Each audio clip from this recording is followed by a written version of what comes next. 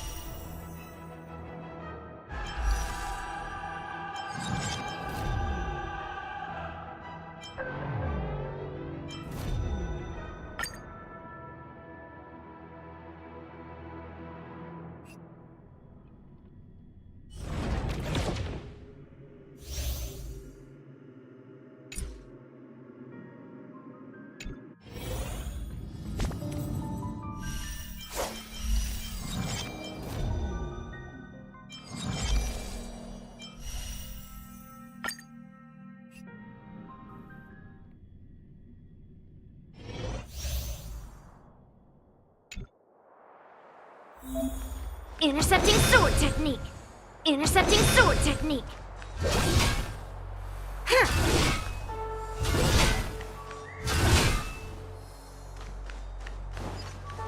Intercepting sword technique.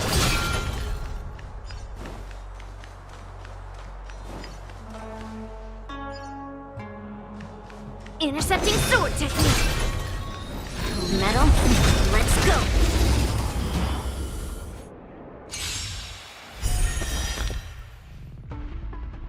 Descend to Earth! We're in trouble now. Within the self, not the sword. Strike!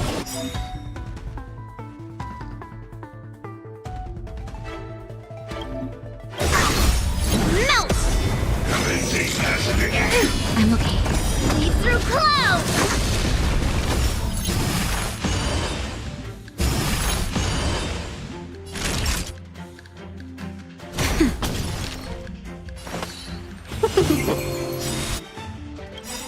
1,000 wonders to raise yours. Fight as one!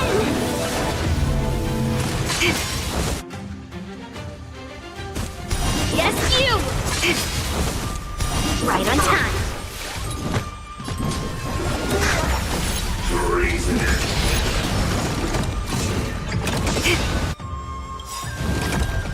Yes, you!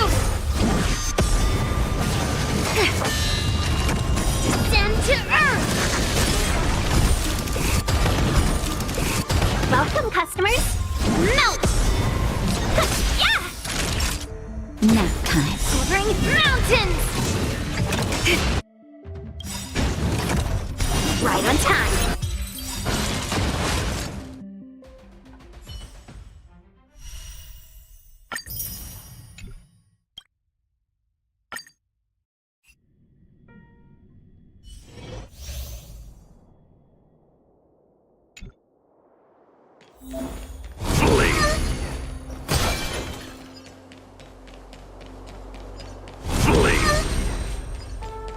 Pray.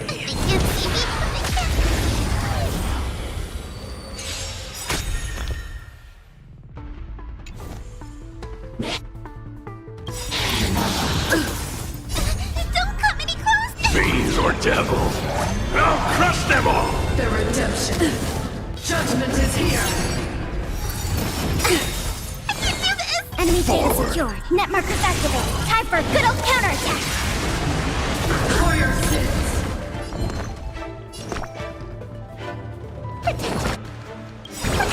Thanks for the support. Rules are made to be broken.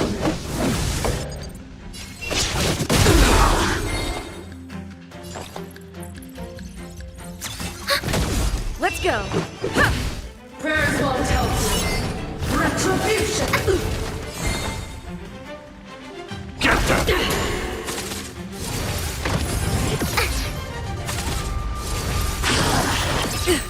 Enemy targets detected. Enemy data secure. Net markers activated. Time for a good old counterattack. Let's make it quick. Just a scratch. Execute the judgment. Get them!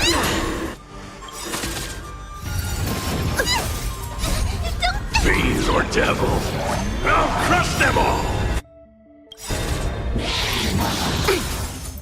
Rules are made to be broken. We have the upper hand. Get them! I've lost my way.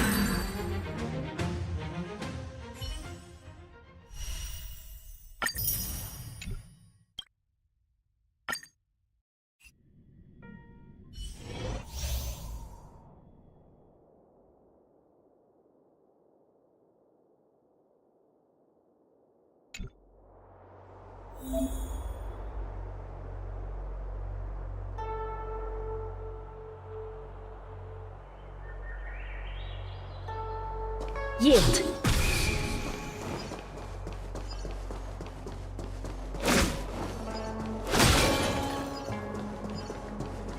Yield.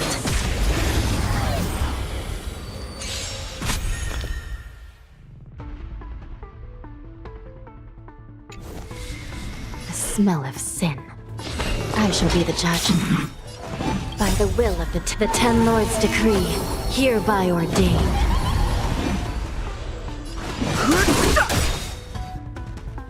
The truth of life and death, revealed in the sanctuary, is but a vision. Break! This is our chance.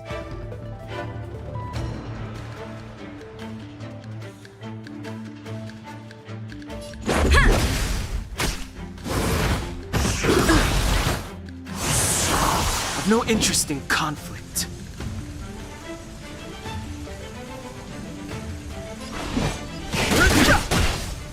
Still in denial?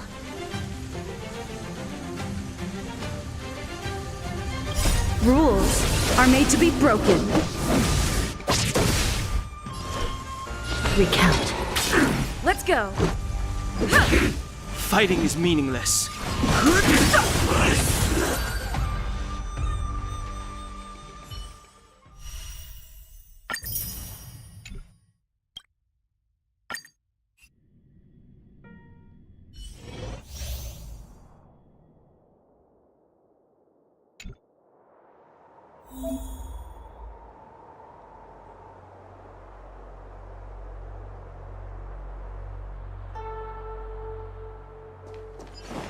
Speed, not haste.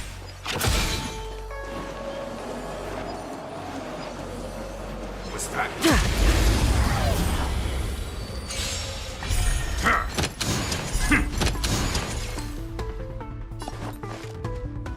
Gale Force! The wind is rising. Bolt! From the blue! Too late to repent.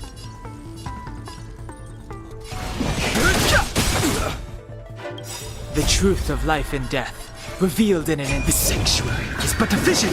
Break! This is our chance.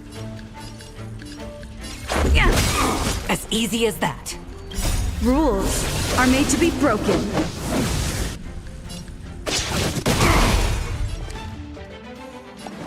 To the clouds! Just a scratch.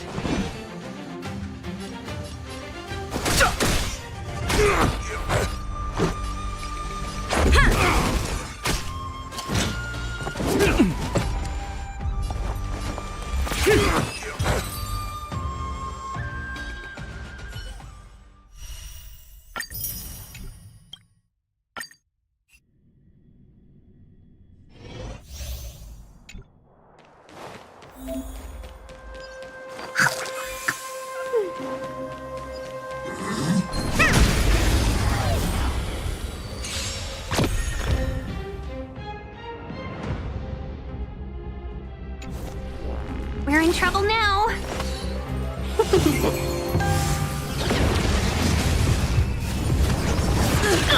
Gotta stop the bleeding.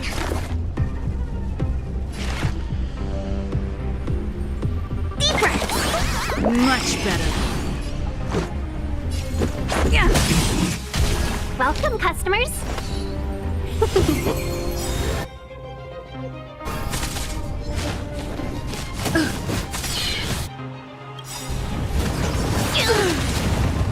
Rules are made to be broken.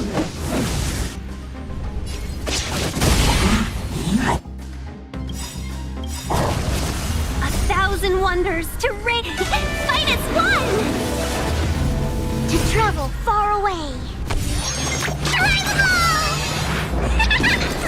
Better late than never. Let's go. Seize the moment. Specimen sighted. Yeah. Rules are made to be broken.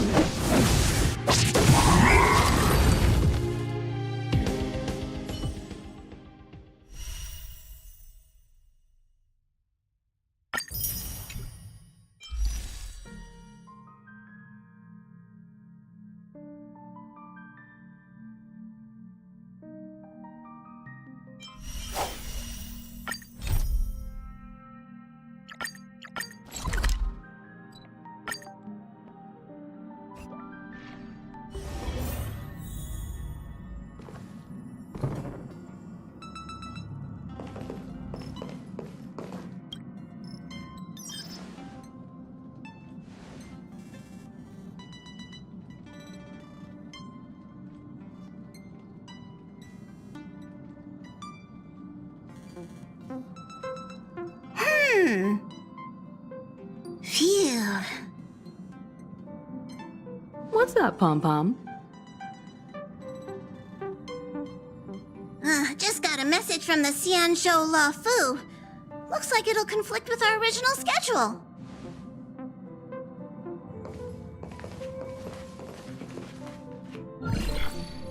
It's been a while, my friends on the Astral Express. How's your trailblazing expedition going? Soon, the Xianzhou Luofu will be holding the Luminary War Dance. Those who have aided the Luofu in overcoming the crisis are cherished allies of the Xianzhou. Thus, on behalf of the Seat of Divine Foresight, I'm extending an invitation to attend the ceremony. Your presence would be greatly appreciated. Well, things are getting lively. We've barely recovered from the family's Charmony Festival, and we're already being invited to another special event.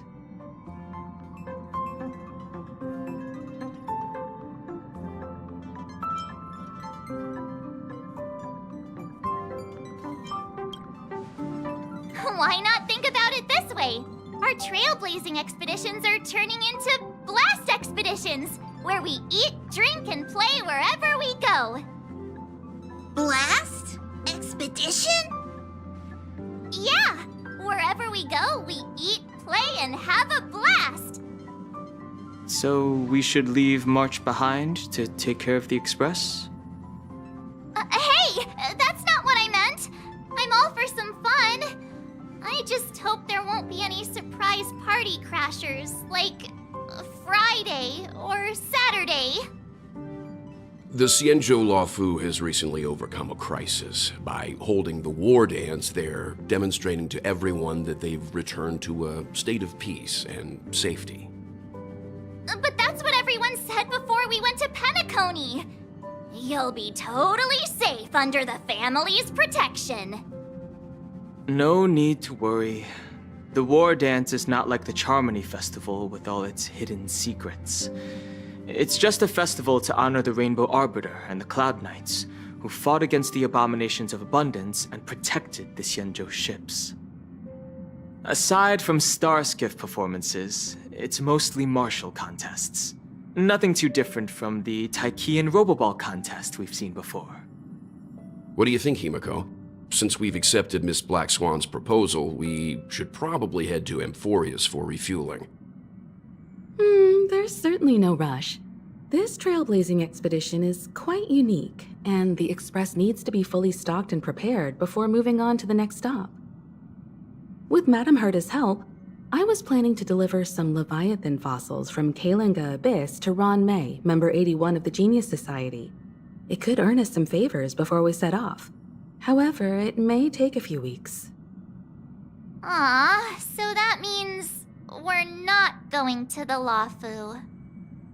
Being an adult means maintaining relationships, whether we like it or not, Marge. Since we've been invited, it's only right for the Astral Express to attend the ceremony. So, here's the plan. Pom Pom will take everyone to the Xianzhou Lawfu. Mr. Yang and I will meet up with Ron May and fulfill our promise. Meanwhile, you, March, and Don Hung will represent the Express and attend the war dance. What do you two think?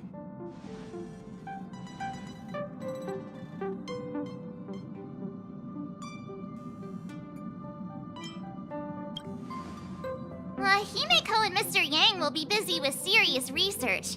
Besides, fossils can't compete with martial contests when it comes to fun, right? Plus, you're the only one with so many friends on the Lawfu. I'll be lost if you don't come along. You've gotta lead the way.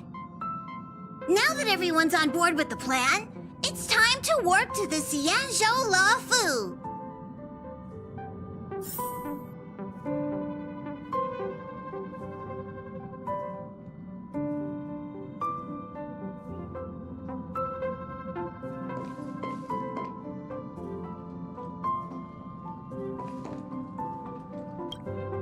Kalinga Abyss?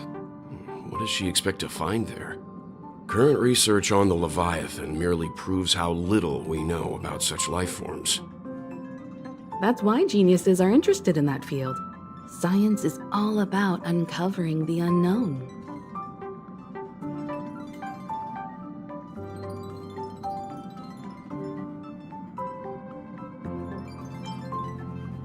Don't miss us too much.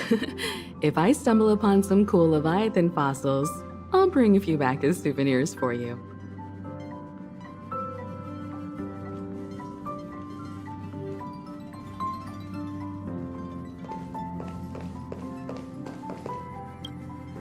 Himeko really knows how to convince people. Between Leviathan fossils and the war dance, the latter definitely sounds more fun. By the way, Don Hung, this time you'll be taking a stroll with us on the Lawfu, right? And just let you two wander around aimlessly on the Lawfu by yourselves? I don't think so. Plus, Mr. Yang is right. The Ambrosial Arbor crisis just ended, and both the long life and short life species are still feeling uneasy. And that's why Jing Yuan wants to organize the war dance, to show that the Xianzhou Lawfu is stable and safe. And since he has extended an invitation, it's only right that I visit my old friend.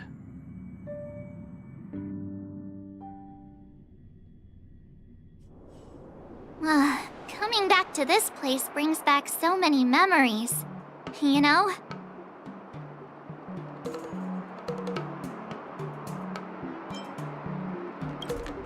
Well, it's nothing too poetic.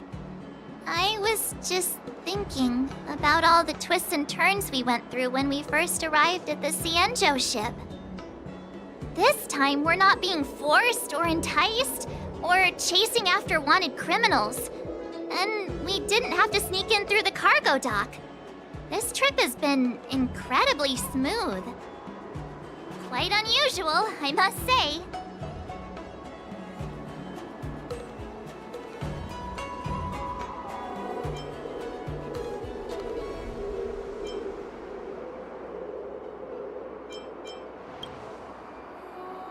I agree.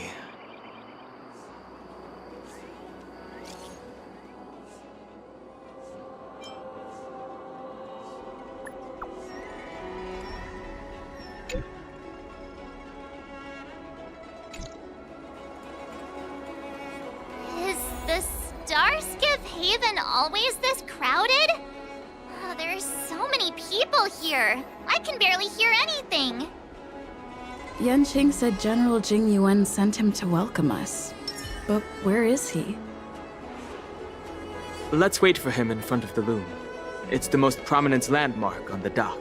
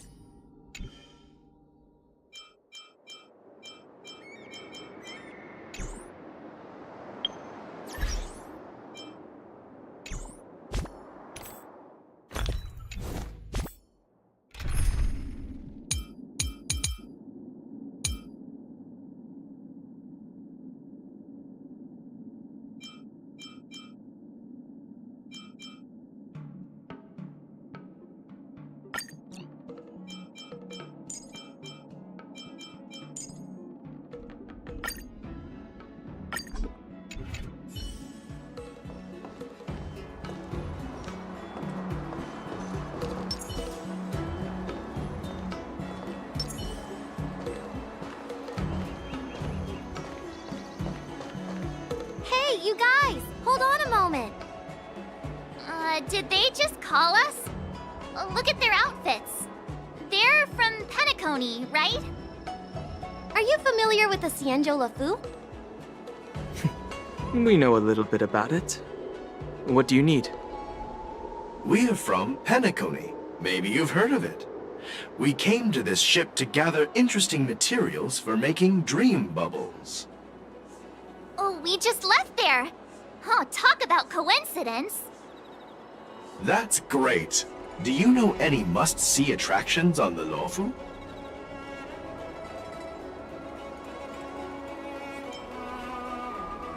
We did, but the locals were all like, come on, there's nothing worth seeing on the Luofu. It's so boring here. Ha! Can't blame them. If someone asked me what's there to see on Penacony, I'd probably struggle to answer too. That's why we're asking fellow tourists. Most of the tourists around at the moment are here to attend the war dance. And that's why we're here too. Yeah, we know about that ceremony. But isn't the fighting ring still closed? I've heard the ring was actually converted from a huge decommissioned Luofu fighter jet.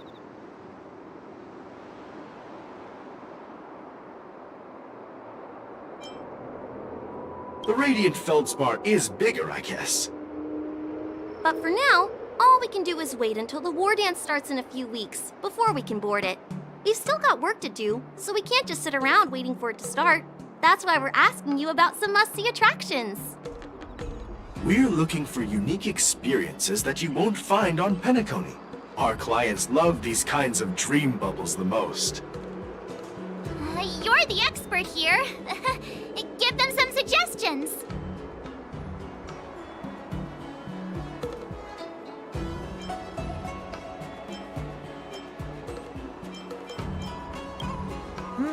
Good idea.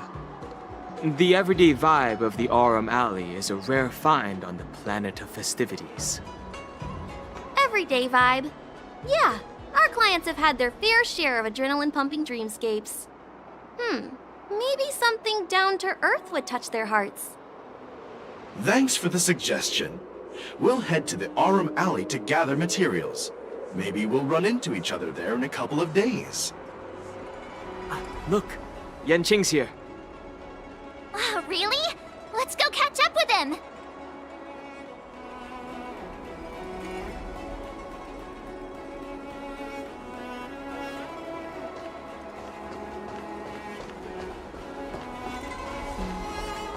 There you are! Everyone, this way!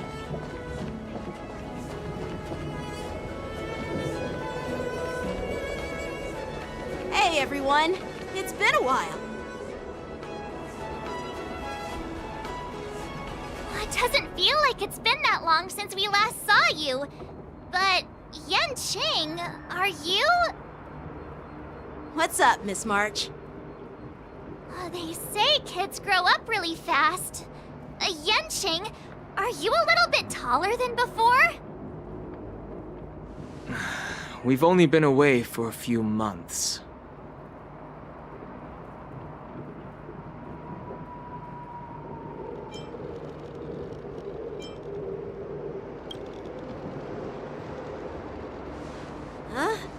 What are you doing? Sorry, but after our previous adventures, I've become suspicious of whoever greets us first. Do you have to be suspicious around me too? You know, the last time we came to the Xianzhou, the first person who greeted us was...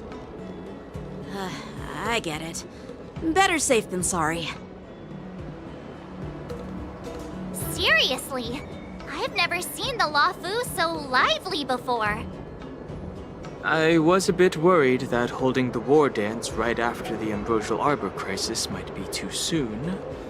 But seeing the bustling Starskiff Haven, I understand why General Jingyuan chose this timing. Yep. There's people from other delves and travelers like you three who have come from afar. With the war dance coming up, there's a huge number of visitors pouring into the Starskiff Haven. The Cloud Knights are working hard to keep the security tight.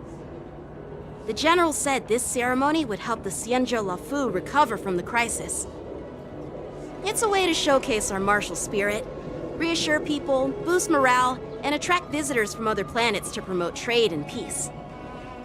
By the way, the Xianzhou Alliance places great importance on this ceremony too. The Xianzhou ships, the Zhu Ming and the Yaoqing, have both sent messengers to offer their blessings.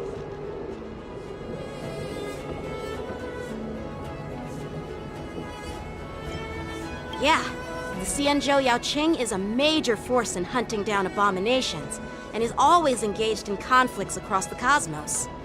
Although it's a member of the Xianzhou Alliance, I don't know much about it. But Madame Yukong from the Skyfaring Commission mentioned that the Yaoqing always sends back reports of great victories, which is quite impressive. I heard General Fei Xiao of the Yaoqing is a young and dauntless lady. My peers say that she's like a goddess of war, capable of crushing dozens of abominations with a single punch. I wonder if it's true. If only I could witness her prowess with my own eyes. By the way, Yanqing, where are we headed next?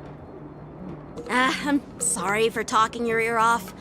The General wants to catch up with you at the Palace of Astrum. He's been eager to hear about how the Express has been doing. It's funny how he tries to act all mature, but whenever it comes to something he's interested in, you can really see his childish side.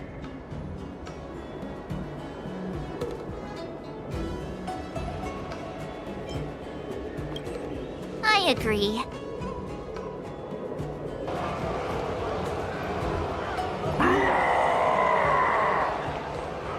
All units, assemble quickly! Get ready to protect the crowd! You just mentioned security, and now all of a sudden something's gone wrong. Excuse me, I need to go check out the situation.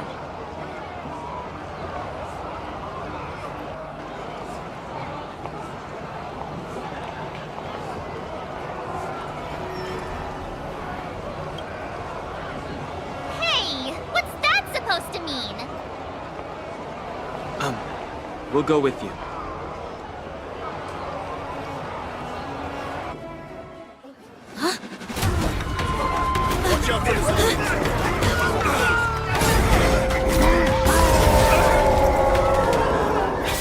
Protect the civilians. I'll deal with him.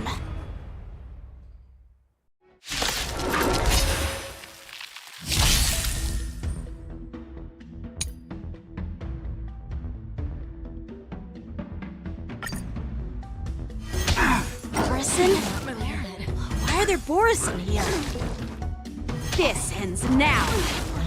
Still waters of oblivion. I weep for the departed. It too shall fall.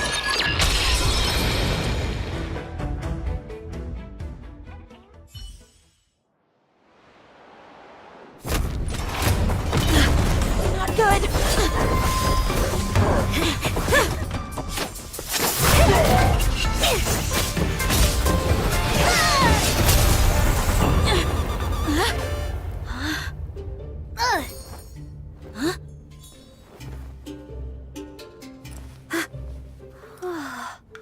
Thanks for the help? Sorry, no time to chat. Could you give me back my...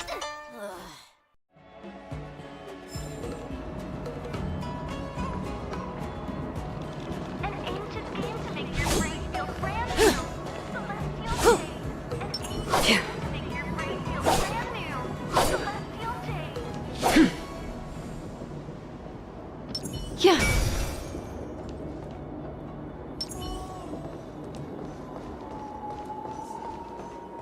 Wait! My sword!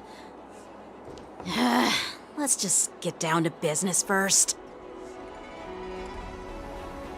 I'm sorry, but I'm afraid we'll have to put our plans on hold for now. I need to find out what's going on.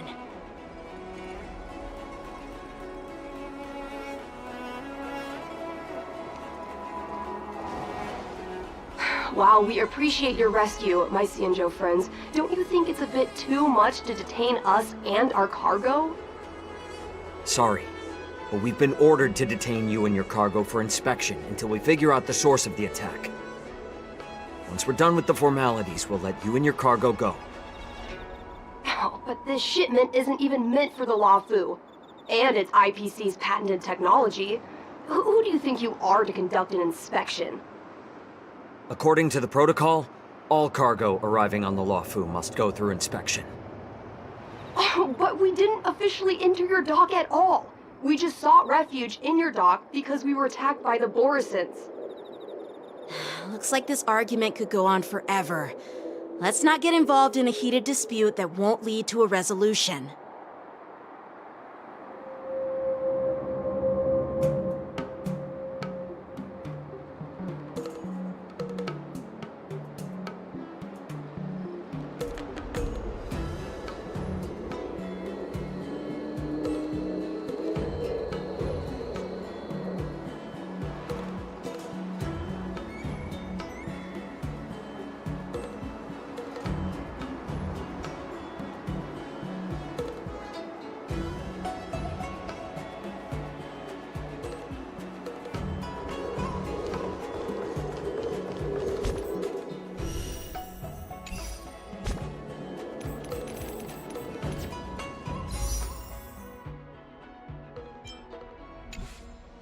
An ancient game to make your brain feel brand new.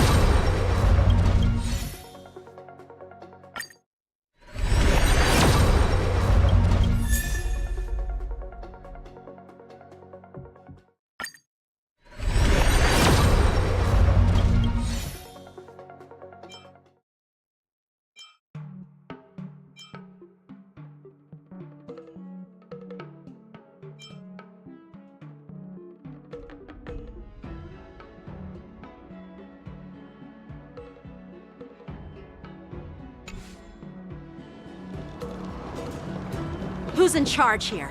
I need some answers. It's my fault. We let our guard down for a moment. I take full responsibility. With the war dance approaching, safety should be a top priority. Now, tell me, how did Borisin prisoners end up in Starskiff Haven? According to the protocol, Borisin prisoners should be held on a Starskiff and taken directly to the shackling prison under strict supervision without ever touching the ground. Who allowed a prisoner transport ship to dock at the passenger terminal? Please don't blame this captain. This incident involves the Zhu Ming's diplomatic vessel. Who are you? I'm Liu Jun, officer of the Patrol Defense Squad. Thank you for your help, Lieutenant Yanqing. The situation unfolded rapidly, and it shouldn't be held against the captain. Here's what happened. An IPC transport ship was attacked by the Borisin just before arriving, and the Zhuming's diplomatic vessel came to the rescue. They fought off the Borisin pirates and imprisoned them on their ship. So, an IPC ship was attacked by the Borisin near the Luofu, and the Zhuming envoys saved them? Sounds complicated. Honestly, it gives me a headache too. The Zhuming diplomatic ship, adhering to standard procedure, docked at the passenger terminal to hand these criminals over to the Luofu. You know, with all the outsiders flooding onto the Luofu, the Starskiff lanes are under immense pressure. The Borisin desperados decided to put up a fight before the prisoner transport Starskiff could get there. And that's what you just witnessed. We'll make sure these prisoners are sent to the shackling prison as soon as possible. I see. It's an unusual situation indeed. I'll report it to the security department of the Realm Keeping Commission and ask for their cooperation in handling the aftermath. Maybe I should gather more details from others so that the Seat of Divine Foresight can have a better understanding of the situation.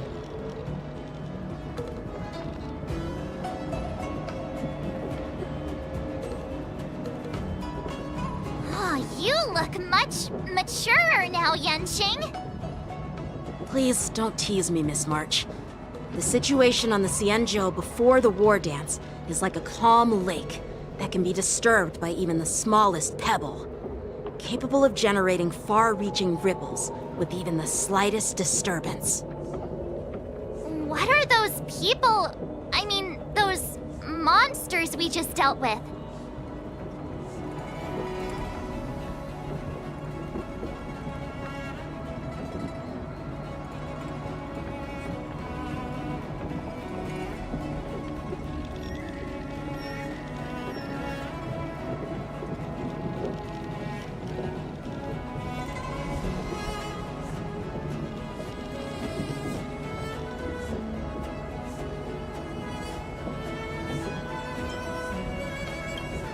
Yeah, those werewolf monsters are known as Borisin.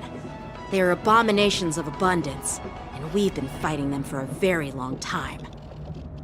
The Borisin have been a powerful force for a long time, plundering and enslaving many worlds.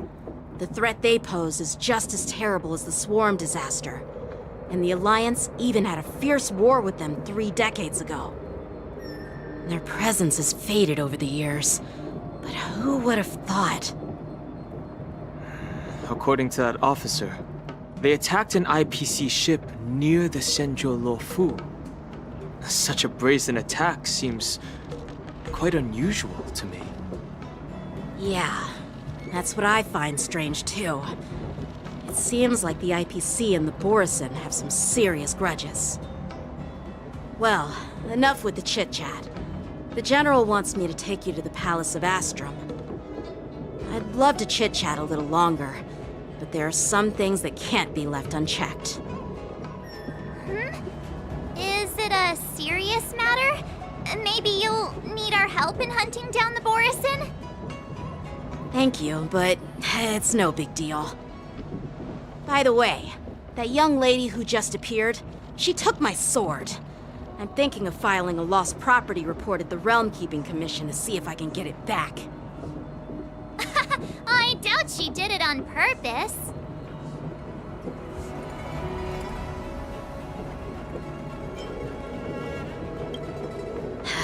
Don't remind me. I just zoned out for a moment, that's all.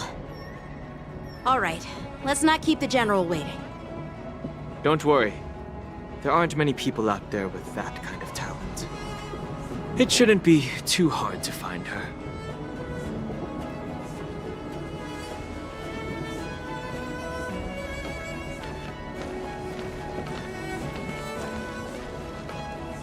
There sure are a lot of troublemakers around.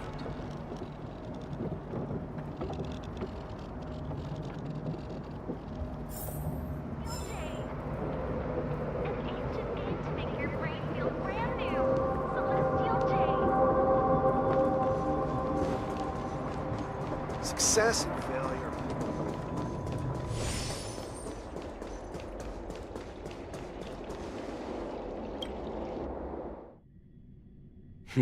It's been a long journey, Elder Huayan.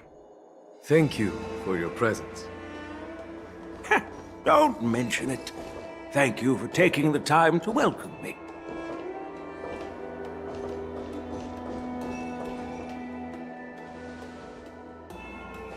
General, I brought our guests from the Express. Oh, I'm sorry for my bad timing. I didn't know you were meeting a guest, General. Don't worry, you're just in time. It's been a while, my friends from the Astral Express.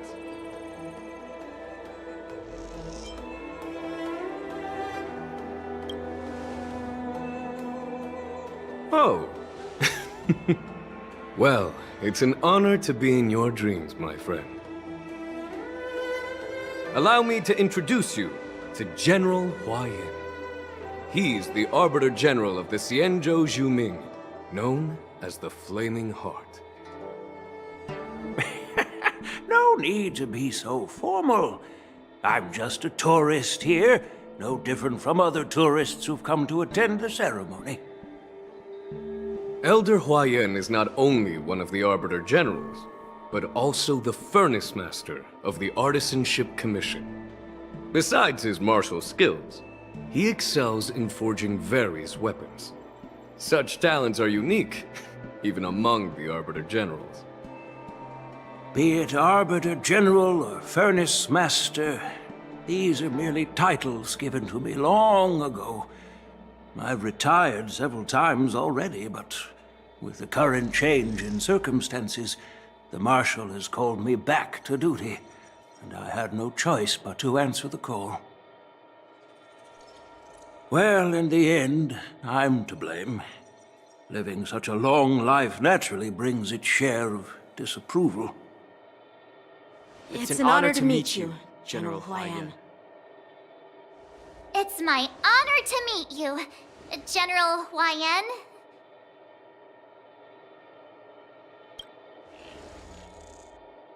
No need to be all formal. Today I'm just a guest on the Luofu, the same as all of you. So, these three are the ones you mentioned, Jingyuin? The heroes who helped you with the Ambrosial Arbor crisis? Indeed. There's Dan Heng, March 7th, and her. Without their help, I'm afraid the Luofu might not have easily overcome this crisis. So, the Imbibitor Lune's reincarnation has returned to the Luofu and will attend the war dance. I'd love to have a drink with you, should the chance present itself. You're more than welcome, General Huayan. And this young friend is? Yanqing, my apprentice. He remains by my side as my retainer due to his youth, which I hope will season him with experience. He will stand for the Luofu's Cloud Knights in the upcoming war dance, ready to take on all kinds of challenges. Great, great! It's a real treat to see so many talented young people around here today. Oh, I almost forgot. This is my apprentice, Yun Li. It's you! Oh, it's you. Hello. Oh, you two already know each other? Guess we don't need any introductions, then. What a coincidence! I was afraid I'd have trouble finding this girl. Oh? Now you've piqued my curiosity. Tell me, how did you two become acquainted? She helped me capture the escaped Borisin prisoners at the Starskiff Haven. Allow me to express my gratitude for you. But when you left, you took my flying sword with you. Your flying sword? Oh, so that's why I found a dagger in my bag. Turns out it's yours. Yes, it is. Now that we've met again, I hope... Nope. that won't do. Won't do? You want your sword back, right? Well, you can't just take it back. On the Zhuming, when you lose your sword on the battlefield, you have to reclaim it on the battlefield. As for this little sword, it was supposed to strike that escaped Borisin prisoner. But unfortunately, its owner's agitated state caused it to fly off like a kite with a broken string, and it missed its target. By the way, if I hadn't caught it and helped it hit its mark, that Borisin prisoner would have gotten away. Hold on a sec, Yunli. You took my sword without even asking, and now you're refusing to give it back? So much for Luofu's swordmasters. What did you just say? If you just stepped up and took your sword back from me fair and square, I would have totally respected you. But nope, you tried to play it down, expecting me to just hand it back to you like it's nothing. In front of everyone. With all due respect, you don't honor your sword, so you don't deserve it. Hasn't anyone told you that taking without asking is stealing? If you want to settle this with swords, fine. Let's have a one-on-one duel right now. Yanqing. Well, that's more like it. Just be careful, because I'm not as easy to handle as the Borisin. You two, be quiet and apologize to Yanqing. Hey! Whose side are you on, Grandpa? I don't take sides. It's a small misunderstanding, and an apology would be too much. I've heard about the Zhu Ming's incredible swordplay and craftsmanship, most notably the legendary Flame Wheel Octet. Seeing Miss Yunli, who is among those ranks today, well, I must say she definitely has that fiery edge. Such grandiose names. Some folks love to spin these fancy titles, trying to set the Cloud Knights apart. Yunli is still just a young girl, a bit awkward and hot-tempered. So please forgive her if she's being rude. Well, everyone, Elder Huaiyan and I have some business to discuss. For now, Yanqing, why don't you entertain our guests and take Miss Yunli to the inn? I'll find another chance to talk with you all. I'd like to express my gratitude to the Astral Express for helping the Luofu during the crisis. That's so kind of you. I mean, you've already thanked us so many times. Please forgive me for coming at an inconvenient time. You needn't apologize, General Huaiyan. All right, Yunli. Take this opportunity to clear things up with Yanqing. Yeah. It's better to make friends than enemies. But I won't be heading to the inn just yet. I want to visit Lingsha. She just arrived in the Luofu and could use some help settling in. Yanqing, once you've helped our guests get settled, go to the Artisanship Commission for me. I've heard about the attack and the detainment of the IPC ship. Qingzu sent word that the IPC members are protesting and wish to have their cargo back. See if you can calm them down. Don't get aggressive. Just make it clear that the Xianzhou Luofu has no intention of violating their rights. I'm on it.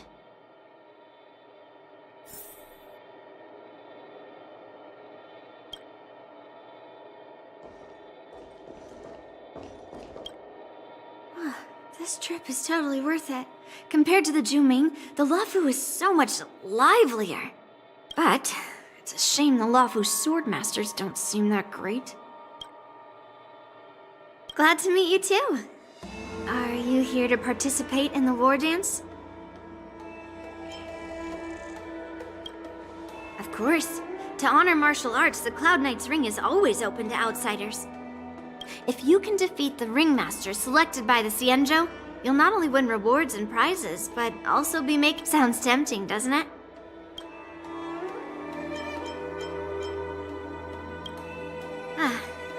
how outsiders refer to my peers in the Juming Cloud Knights and the Artisanship Commission.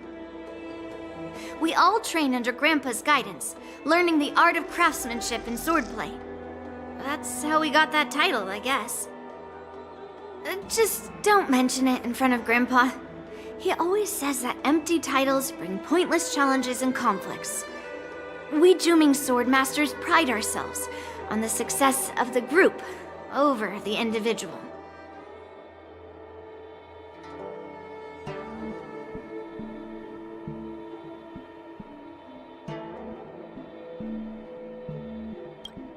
I have some things to do.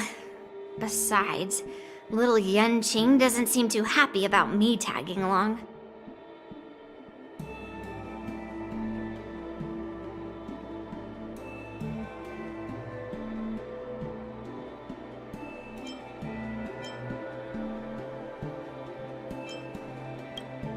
Yeah, you're right. I took it with my skills. So I guess you can say I'm a robber or something. How dare he imply I'm a thief? Totally different. Besides, the sword seems scared of its own master.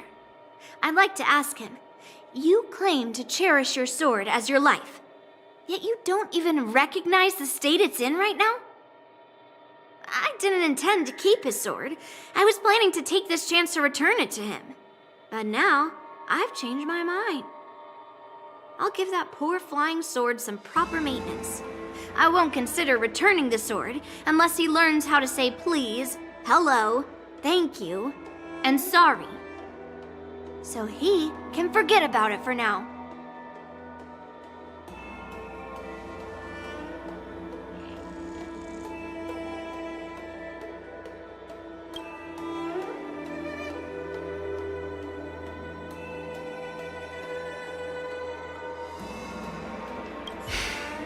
I'm sorry for Yanqing's rudeness. Not at all. Taunted by Yun Li like that, even a training dummy would be angry. You've taught your apprentice well. If Yanqing can understand your concerns. On the other hand, Yun Li is still a naive girl who's only interested in swordplay. Honestly, I brought her here to participate in the war dance because I want to...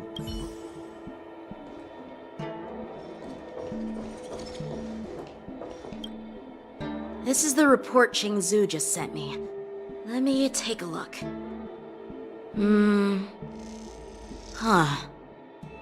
Looks like the General has given me a tough challenge. He wants me to try and help put the IPC's mind at ease.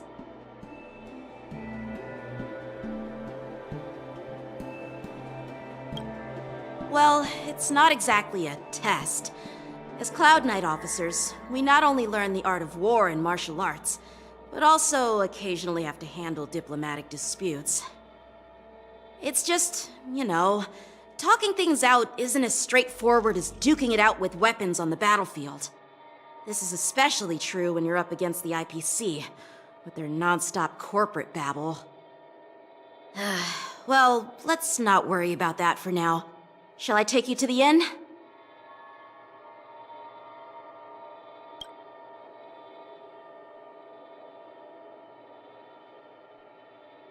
It is the Luofu's honor to have you in attendance at the war dance. Yet, the fact that a simple martial arts ceremony has attracted esteemed generals from the Zhu Ming and the Yao Qing implies intentions beyond mere spectating. Might there be any specific instructions from the Marshal? You're overthinking it, Jingyuan. As I said, I'm here to broaden my granddaughter's horizons. I have no ulterior motives. However, I have no clue what the Yao Qing Arbiter General has in mind. Do you remember when you accepted this position? I told you that an Arbiter General's battlefield goes beyond the physical one. You'll need to lead and manage everything on the Xianzhou. The title of Arbiter General holds a weight far greater than its literal meaning. So many years have passed, and you've done well. However, longevity for the Xianzhou people can be a curse. Living too long means that every mistake you made will lurk in the shadows. And one day, they'll eventually catch up to you. The Marshal knows everything that has happened on the Luofu.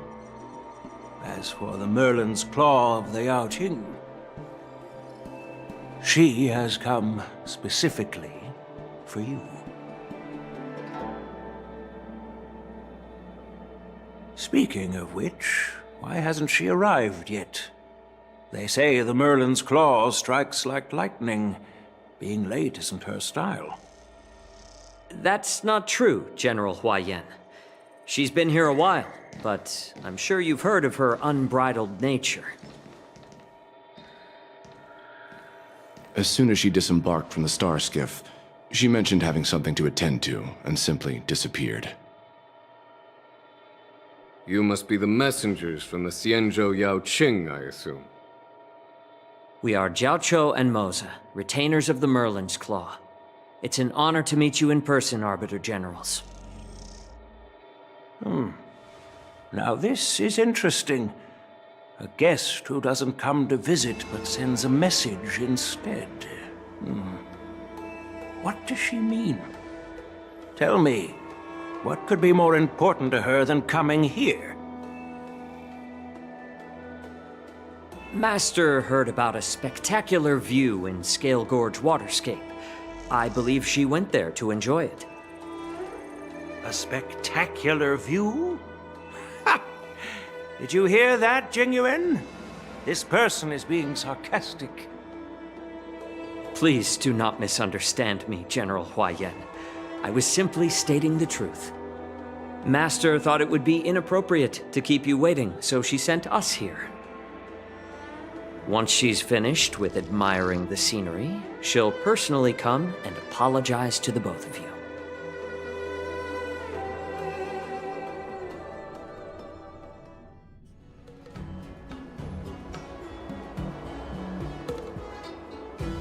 Drat! I forgot to ask Yunli to return my sword.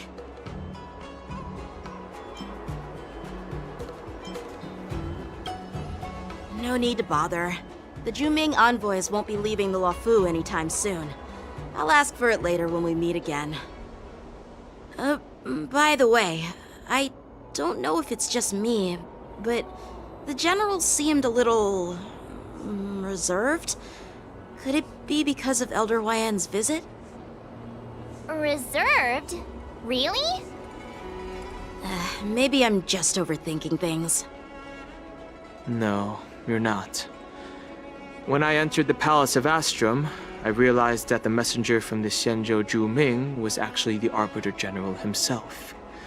So, the messenger from the Xianzhou Yaoqing must be the Merlin's Claw herself, I presume. That's right. Well, that's what makes this entire thing so unusual.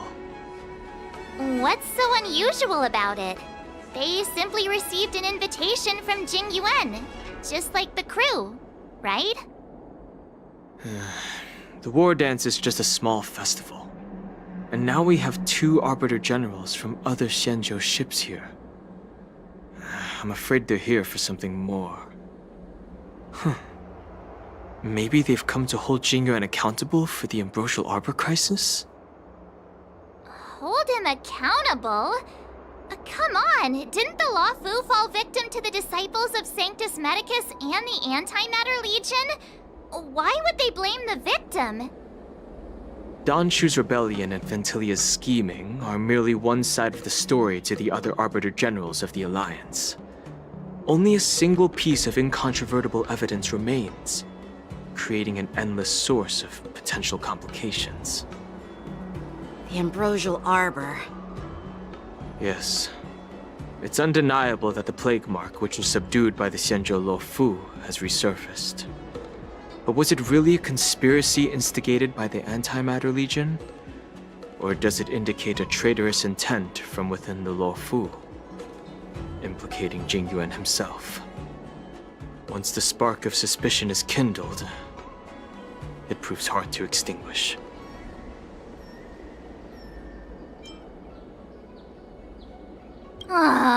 What was I thinking? Seriously, here I was looking forward to a carefree and enjoyable trip. But it seems wherever we go, drama is just around the corner. Aw, I was so excited. I thought those Arbiter Generals were just here to see the ceremony. By the way, I heard that an alchemist from the Juming diplomatic ship has arrived, and rumors say that she's to be the new Cauldron Master of the Alchemy Commission on the Luofu. An alchemist from the Juming serving as the Cauldron Master on the Luofu? While it's not unheard of, the timing itself... Thanks to your words, Mr. Dan Heng. Now I finally see the underlying tensions. The General is under tremendous pressure right now, but I was completely oblivious to his troubles. How naive of me. Come on, don't think like that. Leave the adult matters to the adults. Did I say something wrong? Again? Miss March is right. I don't have the skills to share the General's burdens at the moment. Still, I'll do my best to follow his instructions. He looks like he has a lot on his mind. We can't just let him go alone. Why don't we accompany you to the Artisanship Commission? This is too much trouble. While I appreciate your kindness, dealing with the IPC's workers could be tricky. I'm afraid this will cause trouble for the Express. No worries. We're pretty experienced in dealing with the IPC. You've heard of the 10 Stone Hearts? We've dealt with quite a few of them, right?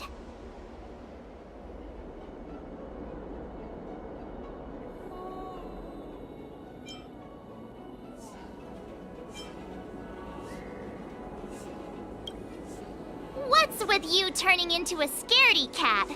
I didn't see you worrying about lawsuits when you wrecked that giant mech. Well, since you're willing to help, I won't decline your kindness. Let's head to the Artisanship Commission and meet them.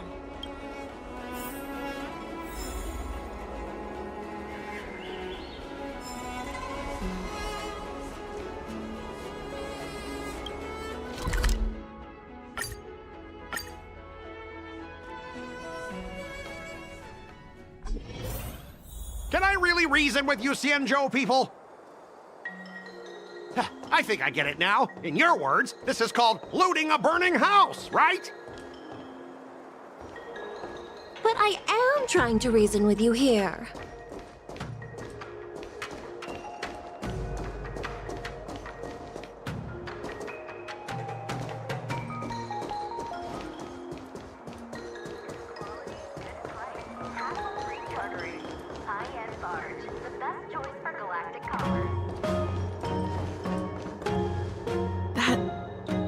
Toxic voice sounds familiar. Haven't I heard it before in Arun Alley?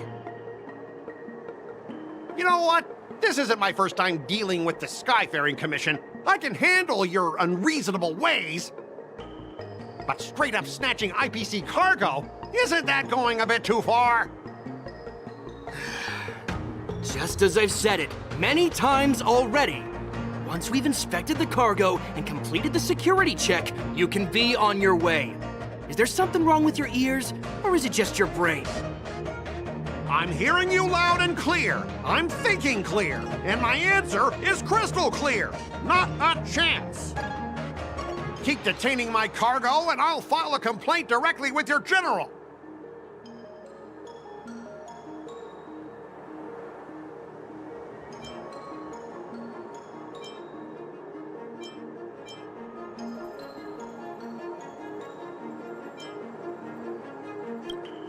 I was gonna ask you the same thing. Why do I keep running into you? You're staying on the Xianzhou, are you? What terrible luck. Wherever you go, disasters aren't far behind. Aren't you the guest from the Astral Express? What brings you and Yanqing to the Artisanship Commission?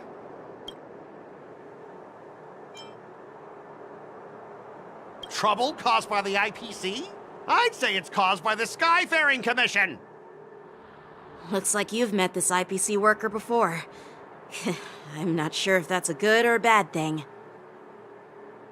I was sent here to deal with the IPC protest, Miss Shikwe. What's going on here? As you know, this IPC transport ship was attacked by the Borisin and rescued by the Juming's diplomatic ship. Then the Cloud Knights were instructed to bring it back to the dock for repairs and inspections. And this is Mr. Scott, the person in charge of this transport ship. So, you're Scott. I've heard her mention you. Weren't you kicked off the Luofu before? Like I wanted to come back. I thought I'd just dock at the harbor for repairs and leave this forsaken place for good. Little did I know, as soon as the ship entered the harbor, a bunch of Cloud Knights showed up and snatched all our cargo from the hold. What do you mean by snatched? I've told you 1,000,000 times.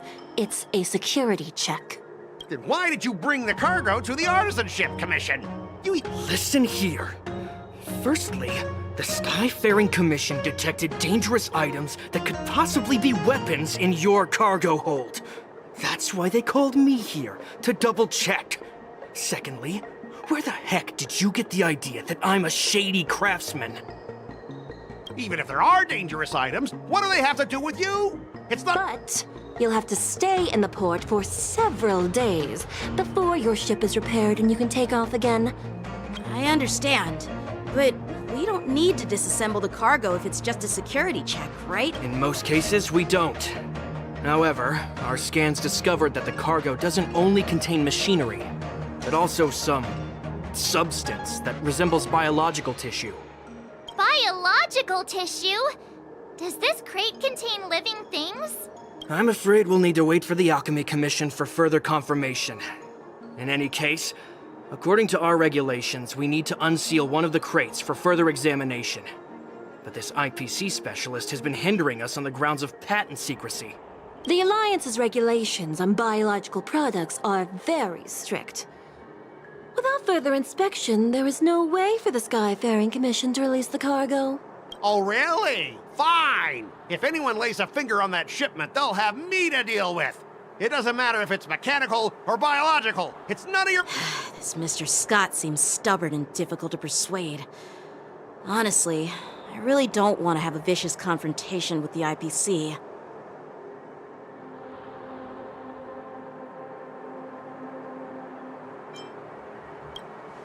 I heard how you helped R. O'Malley.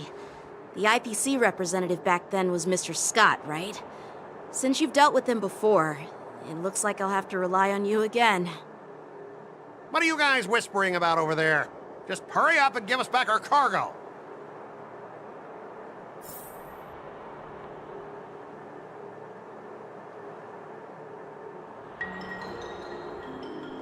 Good quality, good price.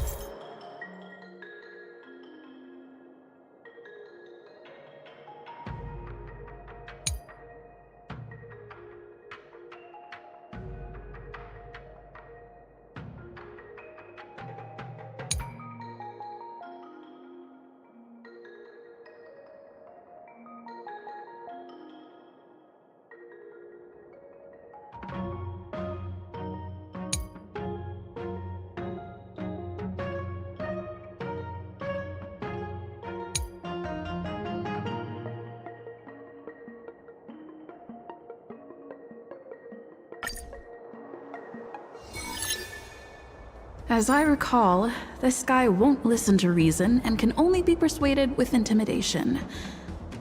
But he does seem to follow rules to some extent. Let's use that against him. Speaking of regulations, we have our own laws and regulations too. According to Article 4 of the Xianzhou Alliance IPC Trade Consensus, the Alliance and IPC shall never infringe on each other's intellectual property.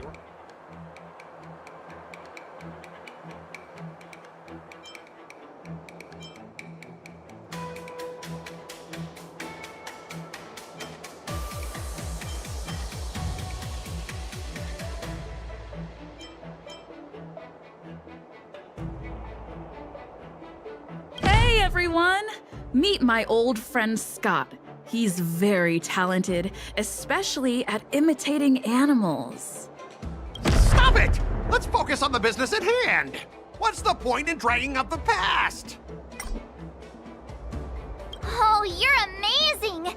Can you teach me? Which animals can you imitate? Just forget it. Even if we set aside the secrecy of intellectual property, these prototypes built by the Intelligentsia Guild are...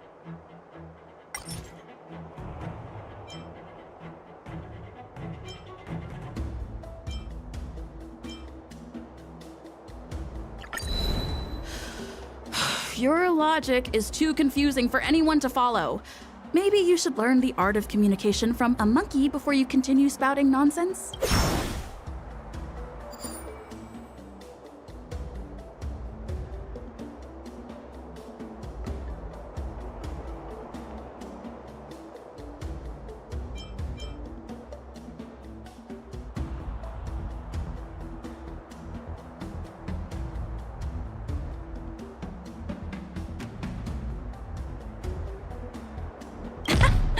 I've taken Herta's curios and even destroyed Runmay's experimental subjects, but have I ever paid— Listen up, brat. Don't think that your fancy connection to the Genius Society scares me. The IPC and those geniuses are working together. We're not taking... All right, that's enough. I'm not going to repeat I thought you were reasonable and civilized, but now it seems you Xianzhou folks just don't understand the basics of business. We've signed a confidentiality and security agreement with the Intelligentsia Guild, and if we breach it, we'll have to pay a hefty sum. Listen up, kid. I don't mind delaying this transport for a few more days. Once the engines are repaired, our ship will leave immediately. If that's the case, I can assure you the Cloud Knights won't let your ship— Oh, really? Then you'll receive a ton of complaints from the Intelligentsia Guild and the IPC's Marketing Development Department. Since you put it that way, Mr. Scott, I'll take it as your agreement to the inspection procedure. Ah, not so fast, you little brat. According to the IPC regulations, I have the right to arm myself and protect the property on my transport ship. I thought you were reasonable and civilized, but now it seems the IPC just wants to play by its own rules. Stop him, guys! For the Amber Lord! For the Amber Lord!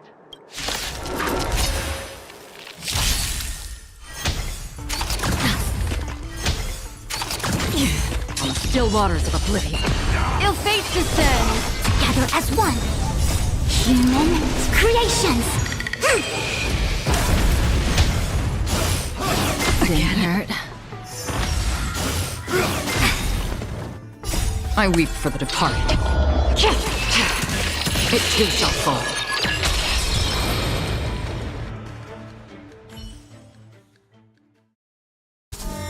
Get up, all of you! Why is the IPC even paying you? You're a bunch of losers! Just be grateful that that little brat showed you mercy. At least your staff aren't seriously injured. How do you IPC cronies have the audacity to fight Cloud Knights? You practically assaulted law enforcement officers. Another one? Who the heck are you? I may be a bit late, but the good news is, I'm here. Allow me to introduce myself. I'm Lingsha, Cauldron Master and head of the Alchemy Commission on the Luofu. Could she be? Yeah, she's the new Cauldron Master assigned here from the Xianzhou Zhuming. I received a report from the Artisanship Commission about cargo containing samples of unknown organisms. It said they needed help from the Alchemy Commission. I had nothing better to do, so I came myself. It's fine, Mr. Scott. If you really don't want your cargo to be inspected, it doesn't matter. It doesn't matter? How can you say that? Why are you being so nice all of a sudden? Well, since you're not going to check it, I'll take this crate and be on my way. Is that okay with everyone? Yeah, sure. Why should I object? Not only this sample, but all the goods on the transport ship are yours to keep. Like I said, we won't inspect them. Wait a minute!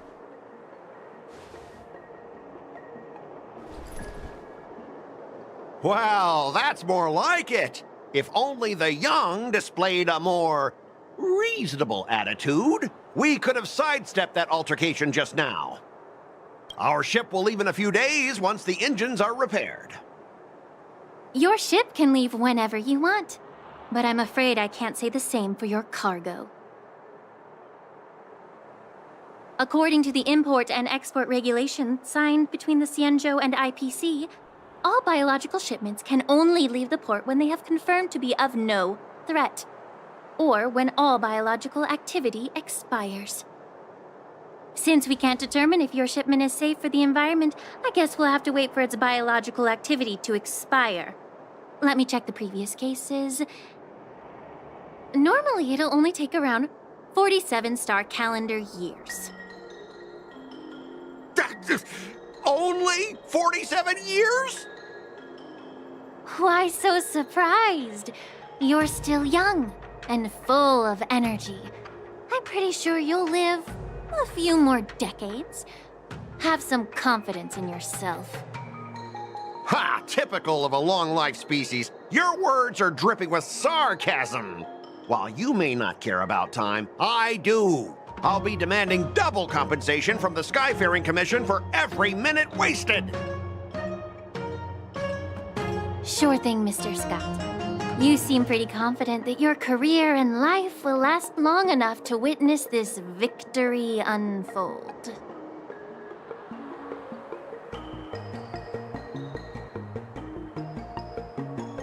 Step aside, guys. Let them do the inspection. But, Mr. Scott... Come on, we're already in enough trouble. Just let them do the security inspection. And if needed, I can always grovel before the Intelligentsia Guild later. I'm just using my head for what it's apparently good for, right?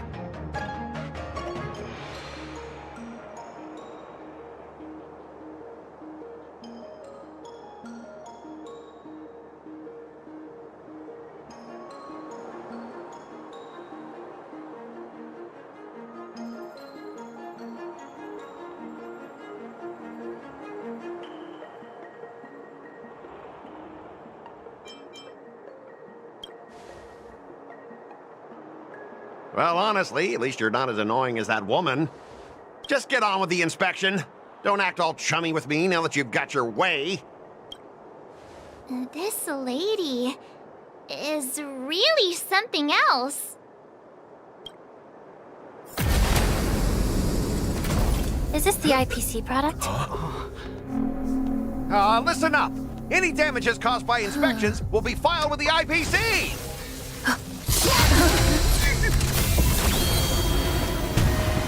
Turn it off!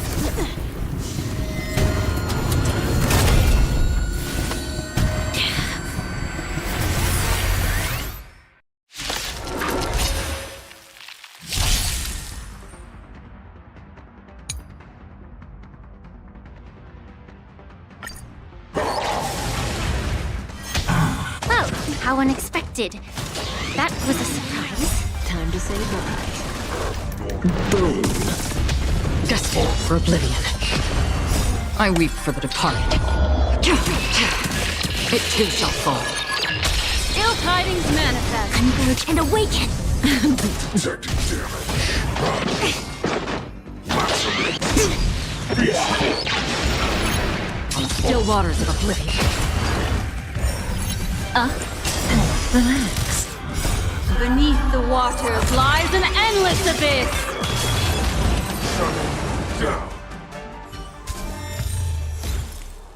Were you seriously planning to leave this stuff unchecked at the dock for days? That's way too dangerous. I had no idea about it. You must have accidentally triggered the cargo's defense program. I don't think trying to shift the blame is a wise choice. But seriously, I don't know why that thing suddenly started moving. I swear on the Amber Lord. Enough. Miss Shikwe, please escort our IPC guests to the Skyfaring Commission. I'm on it. Please follow me, Mr. Scott.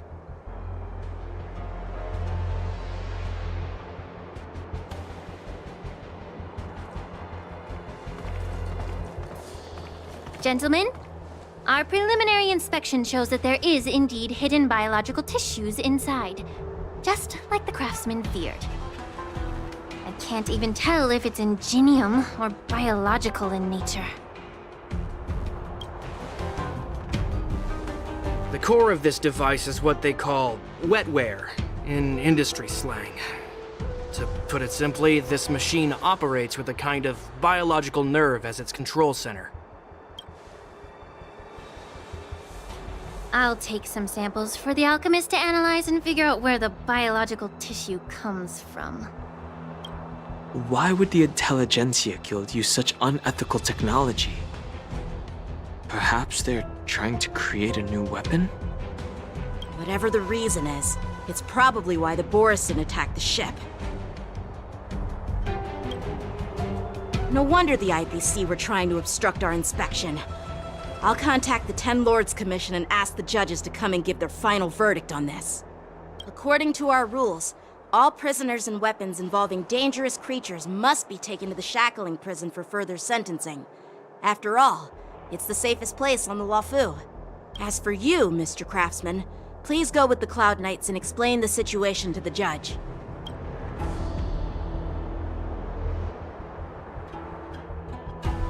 I had a feeling that the IPC members would cause trouble, but I didn't think they'd be this tricky. Thanks for your help, Miss Lingsha. I should thank you for saving my life. Your sword skills were impressive, taking down that big guy. I thought the General's retainers were all burly martial masters. I didn't expect Yanqing to be so...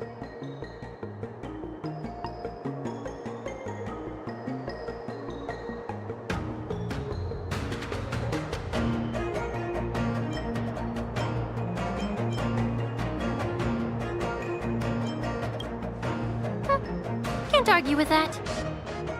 As for you, you must be the guests from the Astral Express, right? Saving the Luofu from that crisis. It's so impressive. It wasn't a big deal. Really. It's still early, so why don't we get some tea at the Alchemy Commission? We can discuss your suggestions for revitalizing the commission.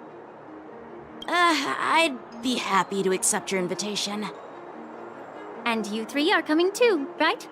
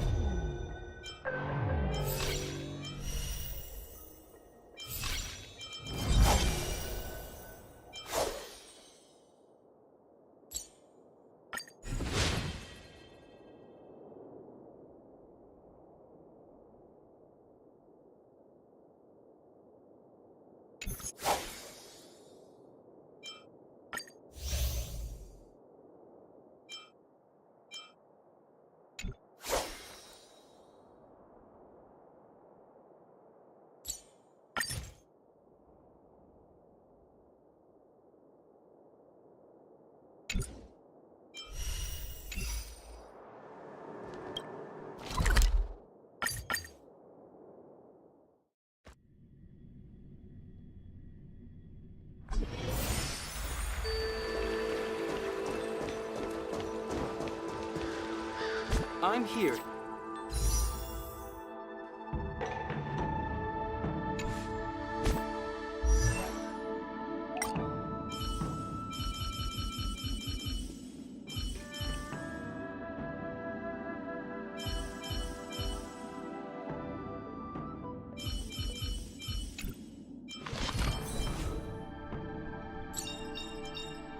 The heavens are vast. The kite flies where it wishes.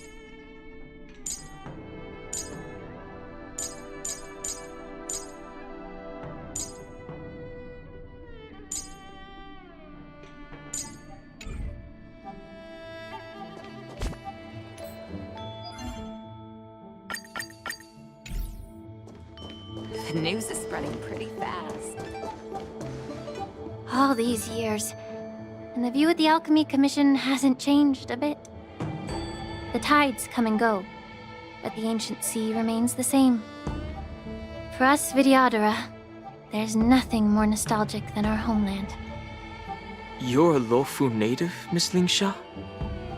Yes, I grew up here, listening to the sound of waves while researching prescriptions with my mentors and peers at the Alchemy Commission. It's kind of sad, isn't it? Everything changes, but somehow remains familiar.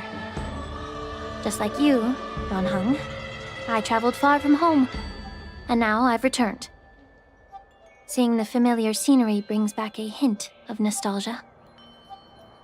The view here would be even better without the ambrosial arbor. Oh, really? I think that towering tree looks pretty impressive. Even if it's impressive, it's a plague mark. The Xianzhou have been fighting abominations for thousands of years. And now that the ambrosial arbor has been reborn, it's only natural for everyone to feel uneasy. Well, once a seed is planted, no matter how long it takes, it'll eventually sprout and bear fruit.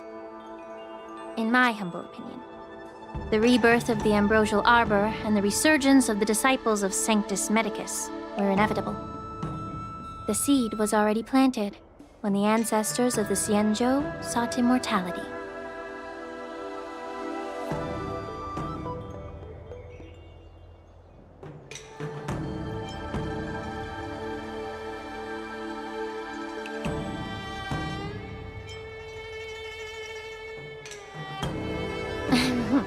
My bad. Well, since you went through the entire Ambrosial Arbor crisis firsthand, Dan Heng and Lieutenant Yanqing, I'd like to discuss something with you. What would you like to discuss, Miss Lingsha? I was lucky enough to be chosen by the Alliance to come in and clean up all the old grime in the Alchemy Commission. Honestly, the Alchemy Commission is riddled with problems and has reached a point where fixing it seems impossible. I'm looking to remedy this problem, but was wondering if you could provide any insights. Well, even though I'm a Vidyadharan like you, I'm an outsider, just like my companions here. I can't really say much about a remedy, but I do have a piece of advice, Miss Lingsha. The Vidyadhara and the Alchemy Commission on the Luofu have always been intricately connected. If you cannot distance yourself from these ties, Miss Lingsha, changing the situation within the Alchemy Commission may be quite challenging. I may not know about politics, but I do know that the disciples of Sanctus Medicus have been operating within the Alchemy Commission for years. If you're determined to root them out, maybe you should discuss it with the General. I see. Thank you for your valuable insights. While the Lux Arrow from the Rainbow possesses unparalleled power to sever the Ambrosial Arbor, it can't sever mortals' desire to prolong their existence. Just like how the Cloud Knights can eliminate the remnants of the disciples of Sanctus Medicus, but are unable to calm the hearts and minds of the people within the Alchemy Commission. Our Xianzhou forebears knew this well, and that's why they entrusted the duty of guarding the roots of the Arbor to the Vidyadhara. However, the Vidyadhara are still only mortal beings. 30 years ago, my mentor served as Alchemy Commission's Cauldron Master. She recognized the emerging undercurrents and sought to cleanse the source of the disturbance. Unfortunately, even though she was skilled in the art of healing, she didn't understand the human heart or how to eliminate the sickness lurking within the depths of the Alchemy Commission. In the end, she was framed and exiled to the Juming. I was also implicated and had to leave the Luofu. And guess who arbitrated the case and handed down the sentence? None other than General Jing Yuan himself. What? You heard it right. The ones responsible for the corruption in the Alchemy Commission are not just the remnants of the disciples of Sanctus Medicus, but even the Divine Foresight himself.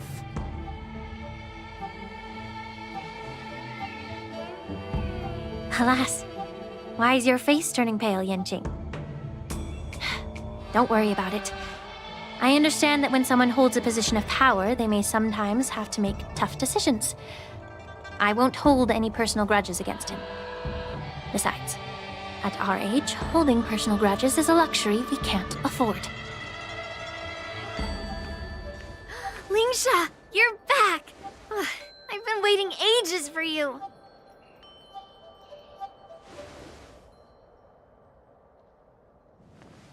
Yunli! Why aren't you with your grandpa? What brings you to the Alchemy Commission? Well, let me take this opportunity to introduce you to Yanqing. What a small world.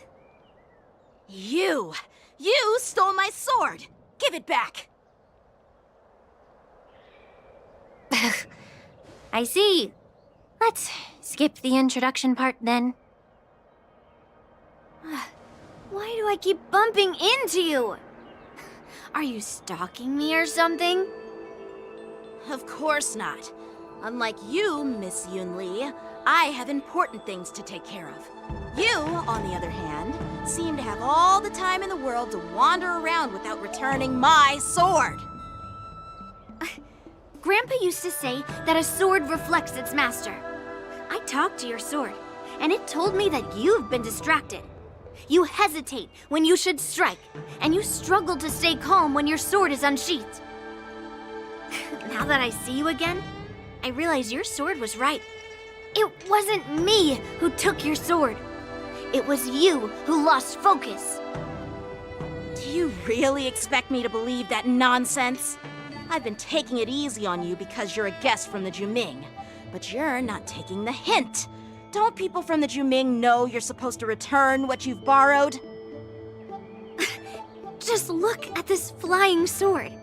Even if I gave it back to you now, it'd just be taken away again in a few hours. You know the Cloud Knight saying, a Cloud Knight must never let slip their weapon, yes? Well, sure, I can give it back to you now, but on the battlefield, that's a whole different story. Poor flying sword. Fine! You don't have to give it back, because I'll take it back myself!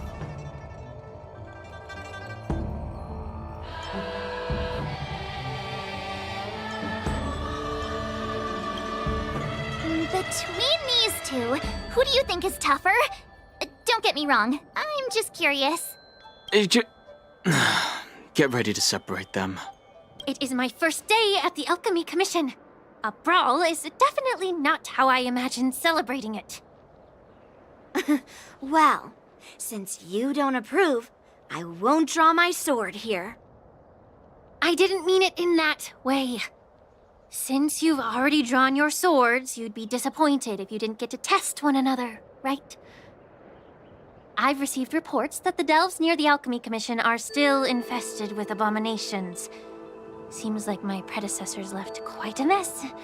So, if you two want to determine who's better, why not focus on them instead of each other?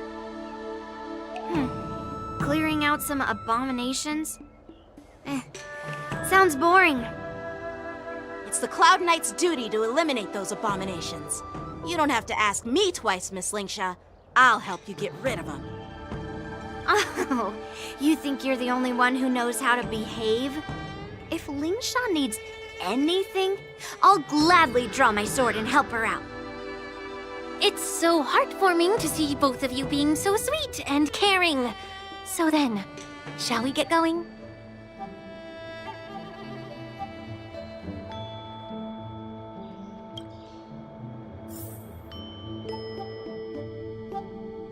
Ever since the disciples of Sanctus Medicus were eradicated, their experimental abominations have been festering here.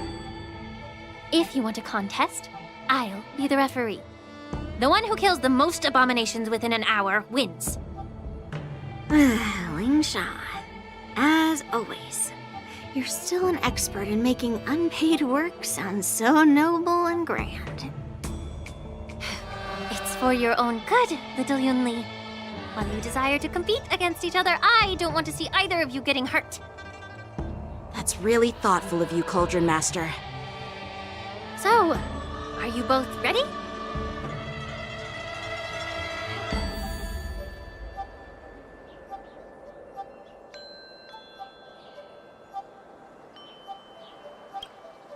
Ugh. Looks like my predecessors left quite a mess. Let me say it again.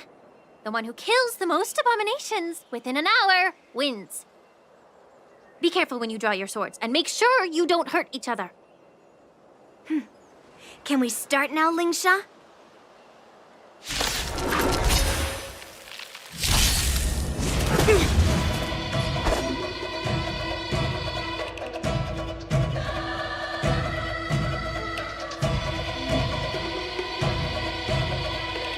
Blade and flight! Destined for oblivion. Converge and awaken! Human creations!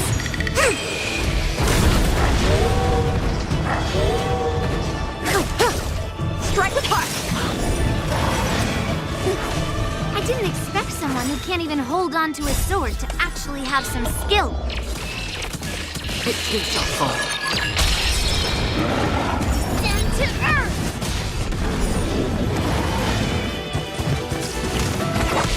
Stand still. Again. Time to say bye. Boom. Blade and flight! No matter. Relax. I weep for the departed. It too shall fall.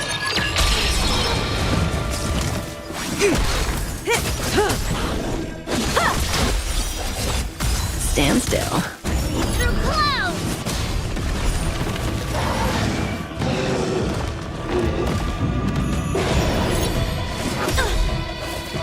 Swords descend! Still waters of oblivion.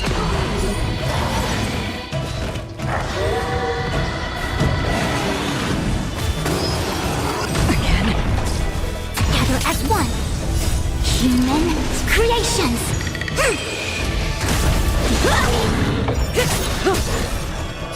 Time to say bye. Boom.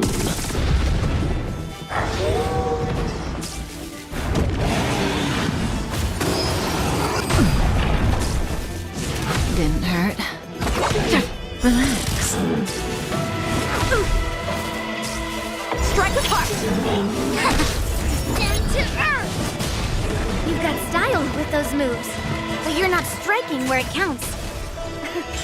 It's such a shame to see you misuse your sword like that. I weep for the departed. It too shall fall.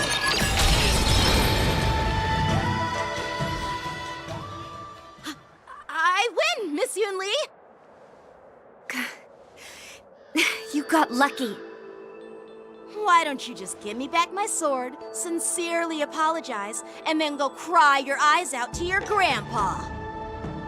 Consider yourself lucky that I'm not interested in your rusty sword, as I don't have the nasty habit of snatching other people's weapons.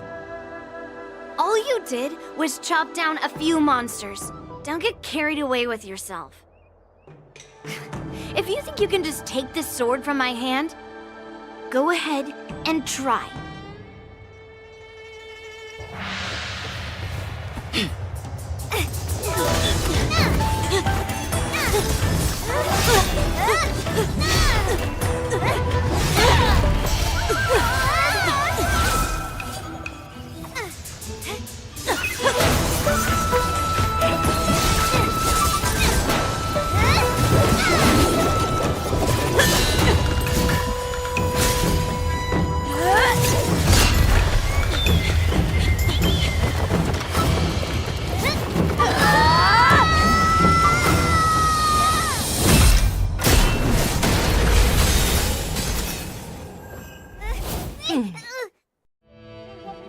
Well fought, my young friends.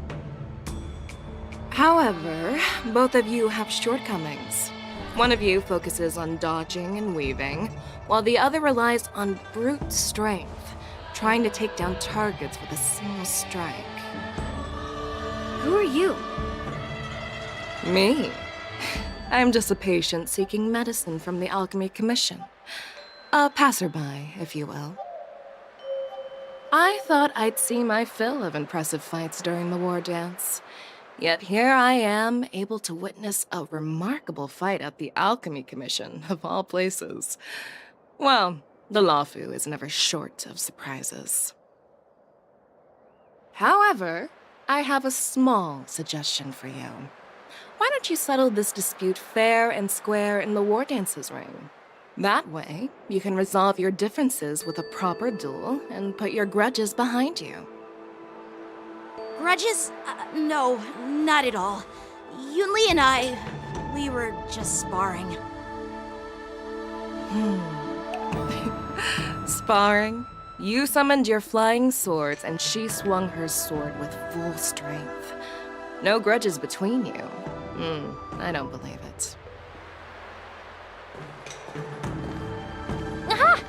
What brings you here, Lady Fei Xiao? Have you finished your health consultation with the Dragon Lady? Fei Xiao? Grandpa always talks about you.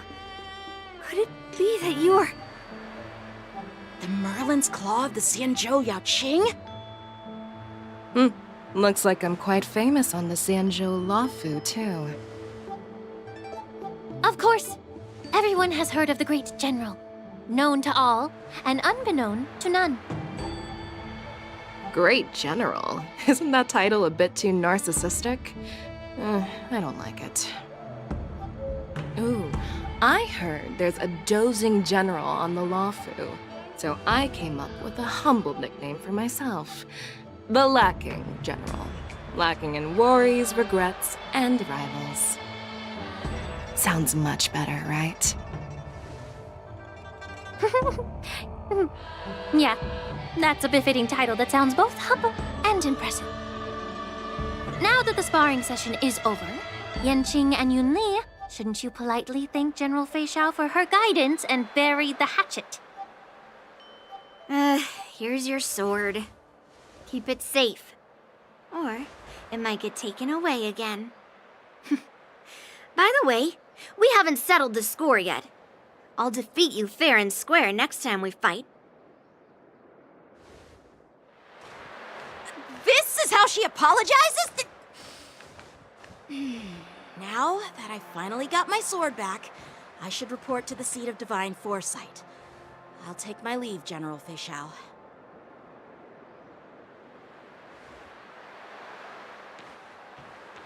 Oh, by the way, Miss Linxia, if you've got some free time, I'd like to invite you to the Seat of Divine Foresight for a chat with General Jing Yuan. I think there's more to those personal grudges you mentioned earlier.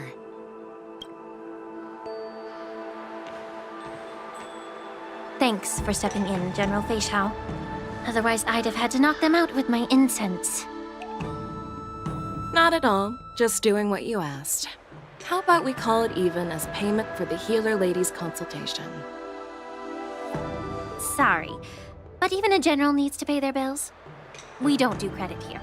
And let's not forget, you'd have been waiting decades for a chance to see the Dragon Lady if it weren't for me. Well, you can always send the bill to the Seat of Divine Foresight and say it's for mentoring those kids. After all, it was quite the effort splitting them up. I nearly had to get tough.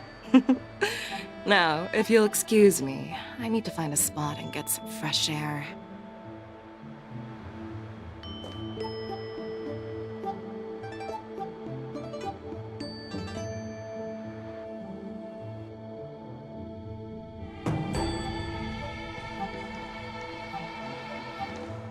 Back already? You've met with Jing Yuan and wandered around for a few hours. So, what do you think? It appears that the Divine Foresight is using this war dance as a show of strength to convince everyone that the Luofu is prospering after the Ambrosial Arbor crisis. But... I know you're going to say but, right? But the influx of people attending the war dance is like a breeding ground for disorder and rumors. One wrong move, and the Luofu could be in a world of chaos. The Cloud Knights on the streets remain vigilant, so at the very least, General Jing Yuan is aware of this. As for other matters, I'm unable to say. I'd prefer to be excused from future meetings with generals. I'm just a military healer. And now all of a sudden I'm thrust onto the center stage having cordial chats with two generals? My work doesn't lend itself to being in the limelight either. Just stop whining. At least you're in one piece, right? Before getting in touch with General Jing Yuan, I wanted to put aside my assumptions and see his momentum. That includes the overall bearing of the Cloud Knights on the street, what people are saying, and how those close to him behave. The might of an army dwells not within its pawns, but within the force of its collective momentum. Recognizing this fact reveals the true measure of power. Thanks for enlightening me, General. A perfectly clear statement turned confusing thanks to your translation. You've made me lose where I was now. Anyway, this is how I operate in battle, so you might as well get used to it. Are you treating General Jing Yuan as your enemy? The longest-serving general of the Xianzhou Luofu.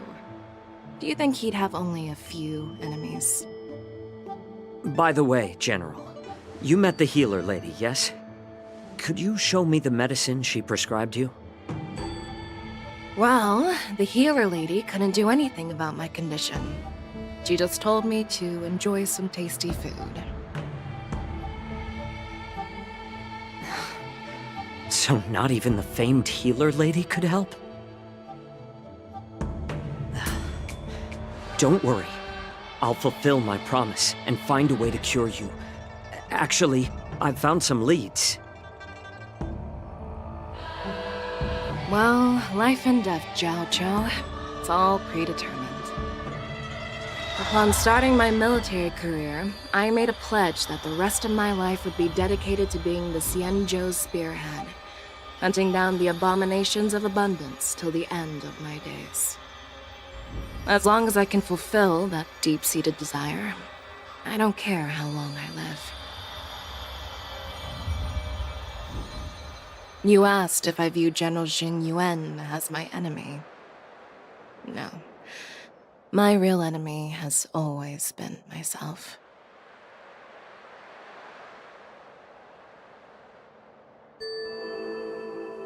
Enjoy some tasty food. So, what's for dinner tonight? Jeez. You really know how to read the room, don't you? You guys figure it out for yourselves. I'm due to catch up with an old war friend I've not seen for quite a long time.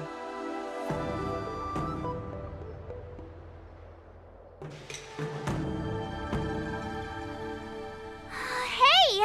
Was that the Yaoqing general who just dropped in out of nowhere? Oh, she's so awesome! I mean, when Yun Li swung that massive sword, she just casually blocked her attack with ease. Mine too. Yeah. But to go up against Yun Li is quite impressive, you know? That aura of heroism and grace, it almost makes me want to learn Xianzhou swordplay. You think so too, right?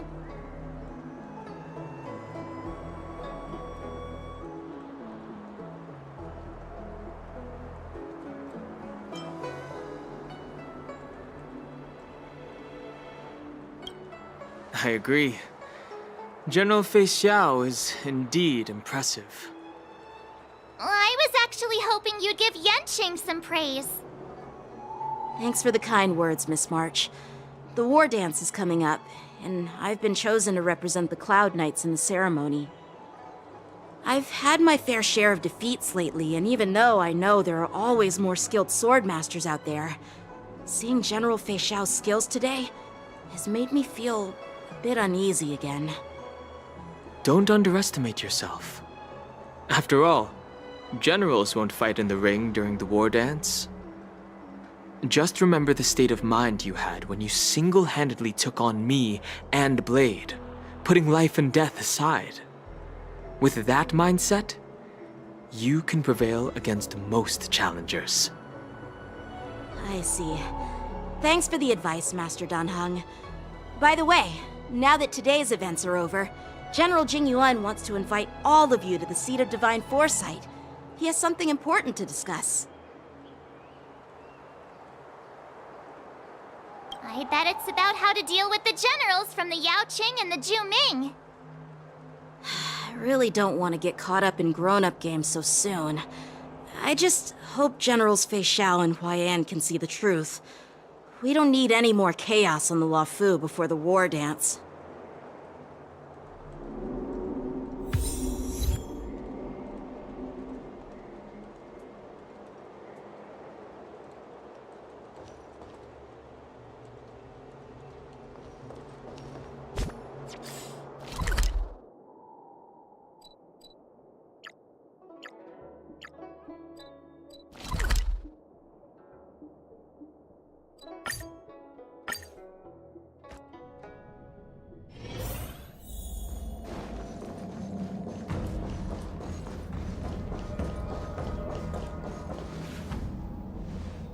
Earlier at the Palace of Astral, I introduced these guests from the Astral Express to you, Elder Huaiyan. But with all the people around, we only exchanged pleasantries. Now, I'd like to officially introduce them to you. These three braved great dangers, accompanying me into perilous places, defeating the chief culprit Vantilia, and uncovering the conspiracies of the disciples of Sanctus Medicus.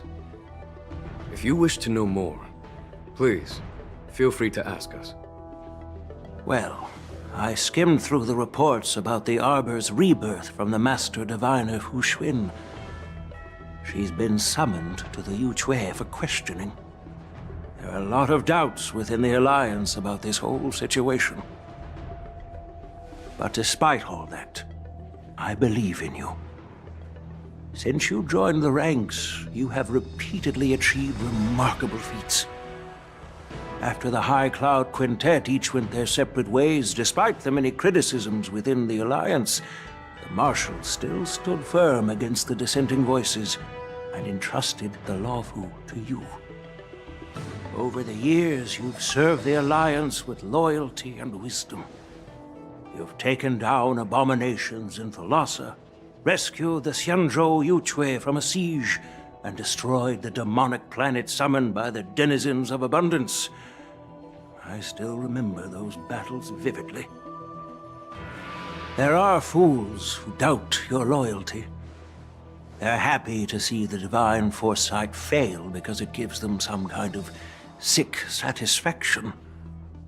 They haven't achieved anything of their own, so they feed off the failures of others. But I've seen enough failures in my time, and I want to believe that your loyalty has never wavered. So, General Fei Xiao of the Yaoqing is the only one investigating the Ambrosial Arbor crisis on behalf of the Alliance? No. I am too. This old man's words always catch me off guard. The Marshal ordered me to come to the Xianzhou Luofu, but the document only says, attend the war dance and listen to Fei Xiao's questioning.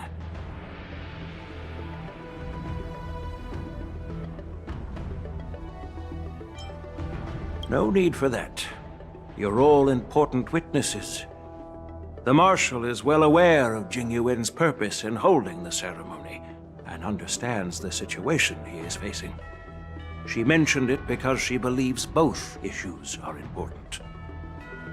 Thanks for your kindness and sincerity, Elder Huayan. But is it appropriate to tell everyone here about the Marshal's orders? By introducing the Express's witnesses to me alone, aren't you aiming to discern the intentions behind both my actions and Fei Xiao's? And whether there's any discord between us? Well, since I'm being open and honest with you, I encourage you young folk to do the same. As for the Ambrosial Arbor crisis, all I need to do is listen.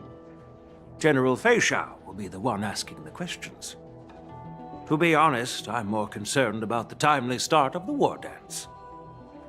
Oh, by the way, I've prepared a gift for the war dance.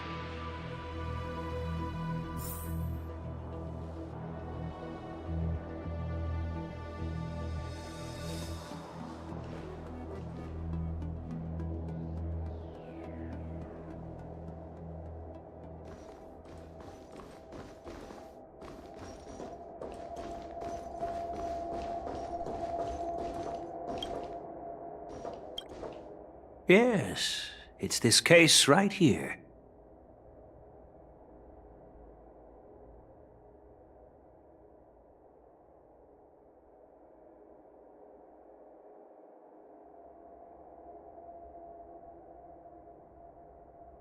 There will be numerous contests and celebrations during the war dance, and the main event will be the Ringmaster's Challenge. The host will dispatch a skilled warrior to take on challengers from all over the cosmos, showcasing the excellent martial arts of the Xianzhou Luofu. When you mentioned that the Astral Express would be attending the ceremony, I thought the High Elder of the Luofu would be the Ringmaster. You humor me, Elder Huayan. The healer lady is just a young lady who knows nothing about martial arts. How can I assign her as the Ringmaster? I'm no match to you when it comes to joking. What's this box for? Why don't you open it, General Huayan? This sword case is intended for the War Dance's award. It's empty now, but in a few days, a precious sword will be delivered and stored inside. I don't mean to boast about our skills, but this sword represents the pinnacle of the Zhuming's craftsmanship. It has a legendary history, full of heroic tales from foreign lands, tales that are too detailed to be summarized in just a few words. Since the delegation delivering the sword hasn't arrived yet, I'll just leave the case here for now. I've been wondering who would be worthy of such a sword? And then it hit me. I can award it to the champion of the Ringmaster's Challenge. The ceremony's champion is sure to be a perfect match for the sword. Moreover, I hear that Yanqing is an excellent swordmaster, and that he will be representing the Luofu as the Ringmaster, so it seems like a perfect gift for him.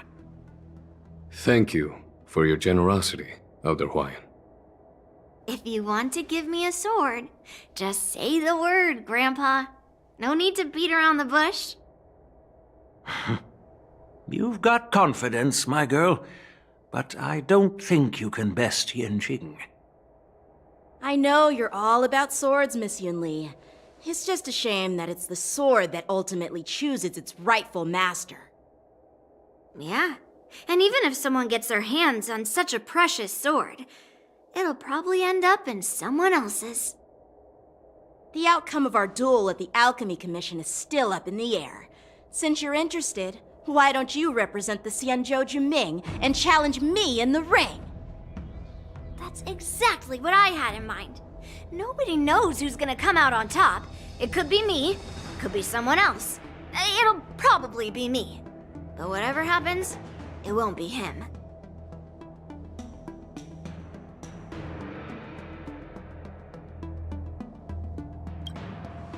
Not to be rude or anything, we've been watching their drama.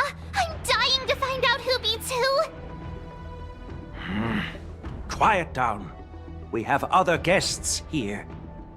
I've prepared this sword to add some excitement to the ceremony, not to have you two squabble. It's not a good look for the Alliance. While you both seem confident that you'll win, you need to remember there can only be one winner and one loser in the ring, which could lead to hard feelings. Actually, I have an idea. We don't know who the winner will be, and it might not be either of you. But if you're eyeing that prize, you'll need to work together. I want you to take on an apprentice who will take part in the war dance and win at least one match. How does that make sense? In my humble opinion, while a Cloud Knight is commendable by securing victories, it's even more so to pass on your skills and spread the way of swordplay. I'd be greatly pleased if this apprentice could represent the Express in the war dance by displaying their Cloud Knight flair and prowess. Well, Elder Huayan's idea is quite interesting. Imparting swordplay skills requires teamwork, and both the winner and the loser will learn a valuable lesson regardless of the outcome. The question is, whom should the two of them take as an apprentice? Huh? Who? Wait, me? I noticed just now that Miss March seemed quite interested in the outcome of your sword fight. So I thought, why not teach her the art of swordplay? Wait, are you serious, General? Why am I being dragged into this all of a sudden? I've never practiced swordplay before. I'm a total newbie. You really think I can learn it? Well, you'll probably realize I have no hope and give up on me. And that'd be so embarrassing.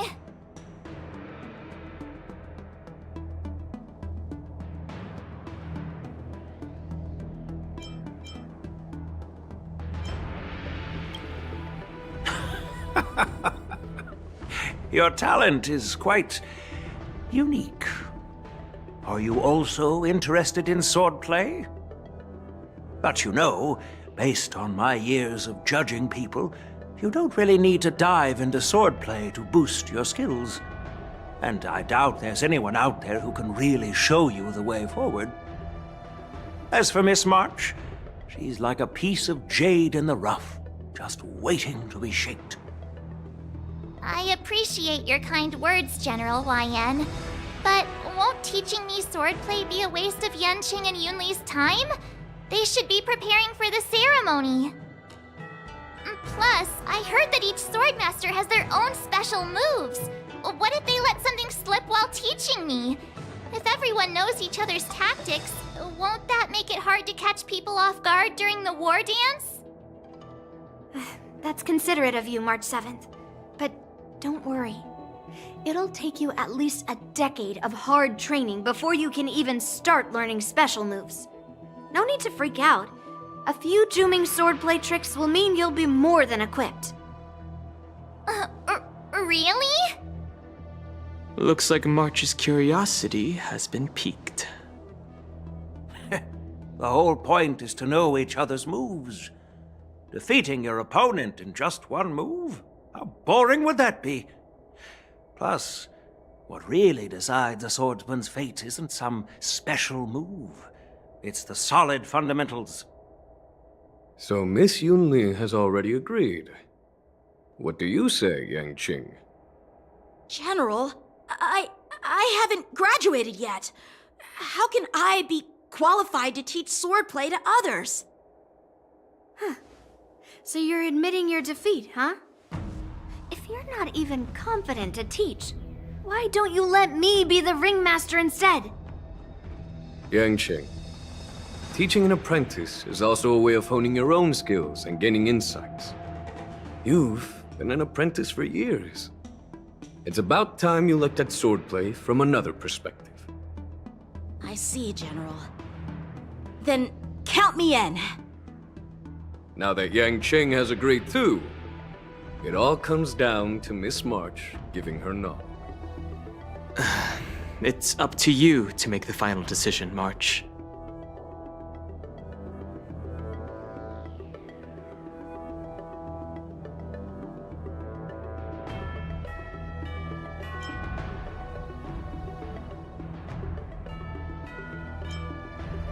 At least that way, I won't have to worry about you accidentally shooting me in the butt all the time. Hey, I've never missed my target. Then I'm on board. Thank you for your kindness, General Huaiyan. Great! Starting tomorrow, Yanqing and Yun Li will teach you the basics of the Cloud Knights swordplay. Yun Li and I will head out and purchase some sword practice equipment for Miss March. Think of it as a little initiation gift. You're too kind.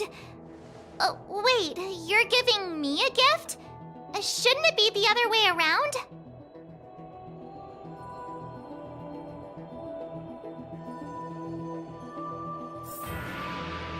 General Huaiyan's gone. Wait, why does something feel off about what we talked about?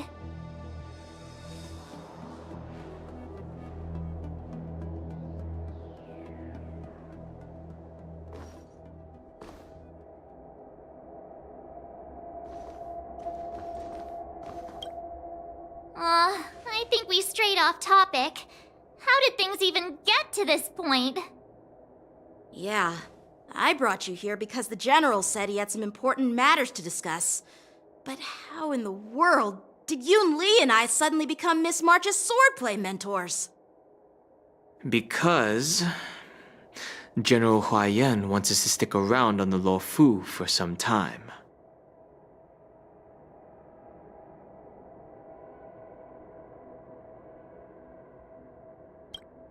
But from his point of view, we're no different from all the other tourists who may leave at any time. Since the crew's actions were mentioned in the Luofu's operations log were given to the Alliance, he probably wants to see firsthand if we're as capable as the report claims, or if we're just some made-up excuse to save face. And he wants to see it for himself during the war dance, which is why he even dragged Yun Li into this. What began as a simple contest between two sword masters has now evolved into you two collaborating to mentor March. Elder Huaiyan is still that tricky general who likes to give everyone a headache. My apologies. Truth be told, I invited all of you to the ceremony because I wished for you to act as my witnesses. Now, I apologize for not disclosing this information earlier. In the coming weeks, I'll also invite all of you to a meeting with General Fei Xiao, where you may need to answer her questions and clear up any doubts she might have. So please, be prepared for the meeting.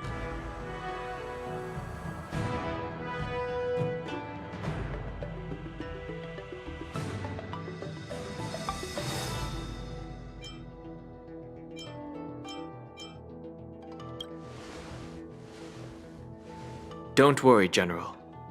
No matter what happens, I'm prepared to stay here as the Express's witness and answer any questions. Thank you, everyone.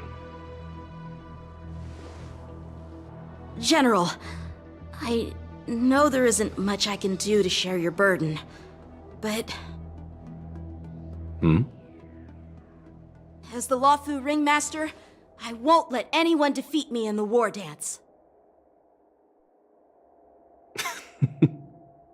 I know.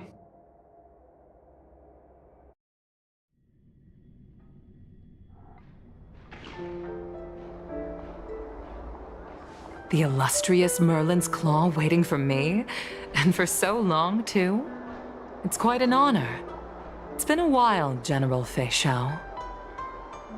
It's been 30 years since we last saw each other. Right, Yukong? Yes. Back then, you were the vanguard of the Yao Qing's Verdant Knights, and I was a pilot of the Luofu's Rainbow Orbit fleet. Who would have thought that upon meeting again, you'd be a general, and I'd have given up flying?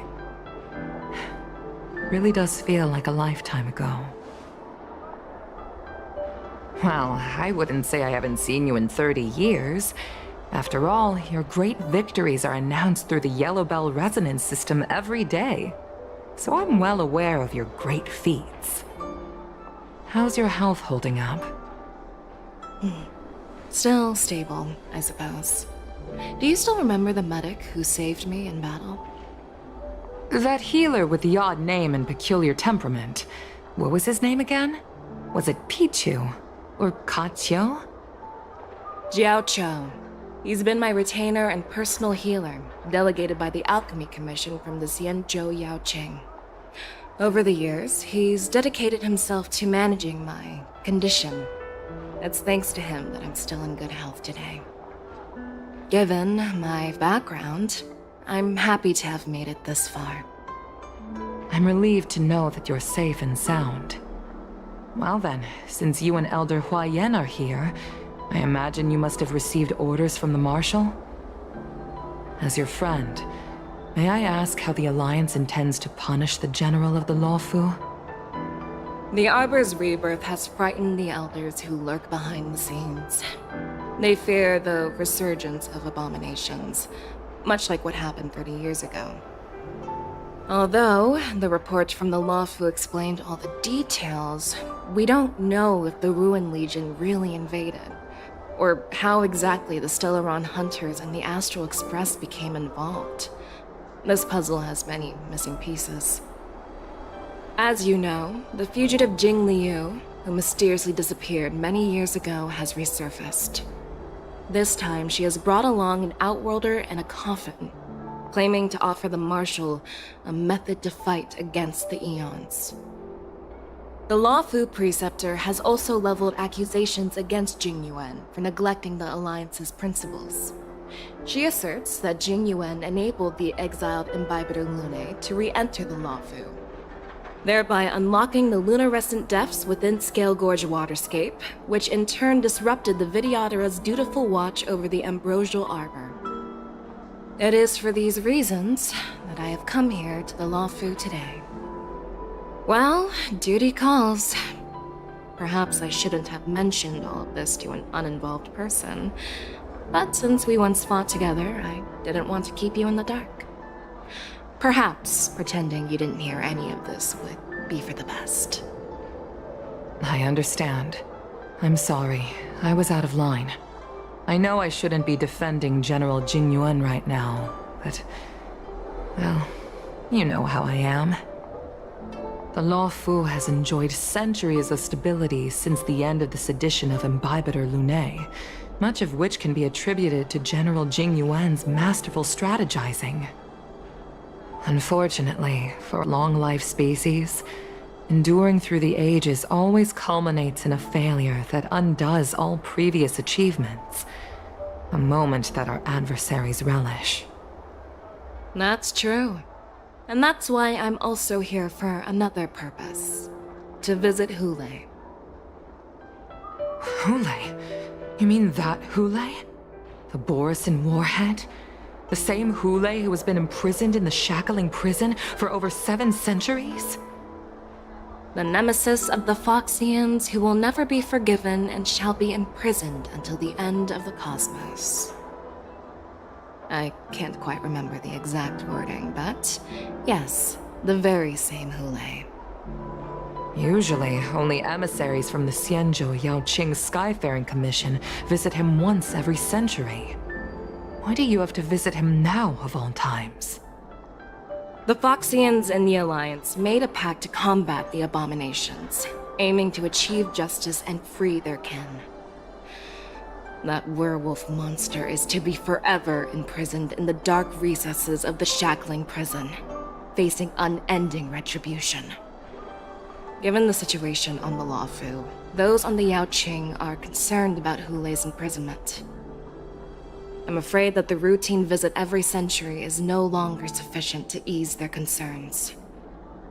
That's why I was sent here, to reassure them. It's all bad news.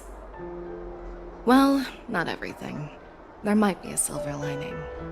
Oh, by the way, I found some clues about the thing you asked for. Tell me more. The Verdant Knights followed the route you mentioned and discovered the wreckage of the Whistling Flame ship. Unfortunately, there were no survivors and no cargo. However, someone had already been on the scene before we arrived. Our people? Or someone from the IPC?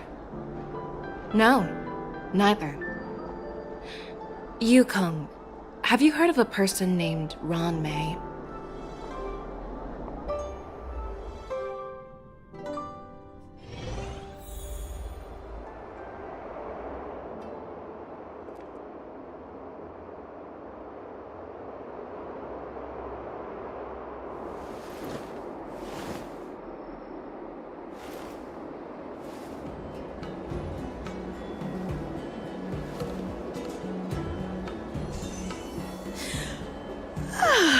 I'm still feeling sleepy. Did I oversleep? Where did March and Dan Heng go?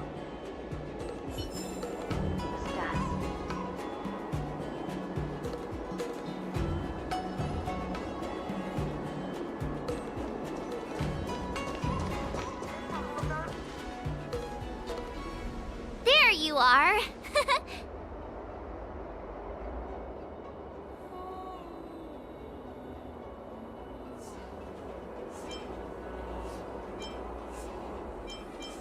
You haven't forgotten about our promise to General Huayan, have you? I woke up especially early so I can start teaching Miss March swordplay. Hey, why are you blushing, Master Yanqing? This is, the first time someone has called me Master. I need to, get used to it. Let me make it clear.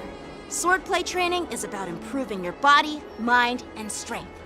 It's not a casual game you can master overnight.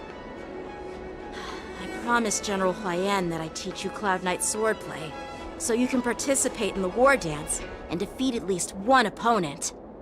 I'll do my best, but if you break your master's rules...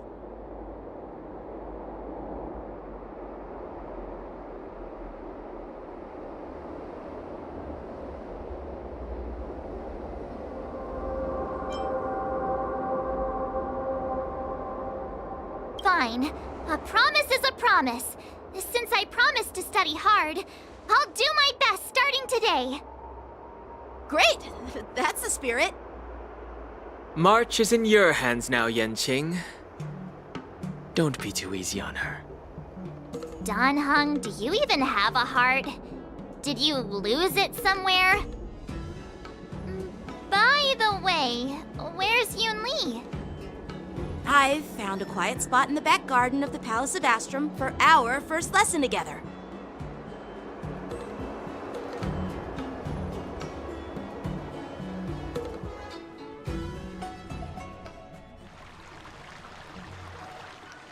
Seriously? It's the first day and you two are already late? Why is everyone on the Luofu so laid back? So disappointing. Master Yun Li, you're already here. Sorry for keeping you waiting. Oh, wait! Were you trying to teach her in secret? That's sneaky! I'm just showing you what Luofu etiquette is all about. She might be my apprentice, but it's customary for the master to personally escort their apprentice to the place of learning. As the host, I'll be teaching Miss March the essence of Luofu swordplay, after which she'll emerge victorious in the war dance ring. You won't be complaining about Luofu's swordplay then.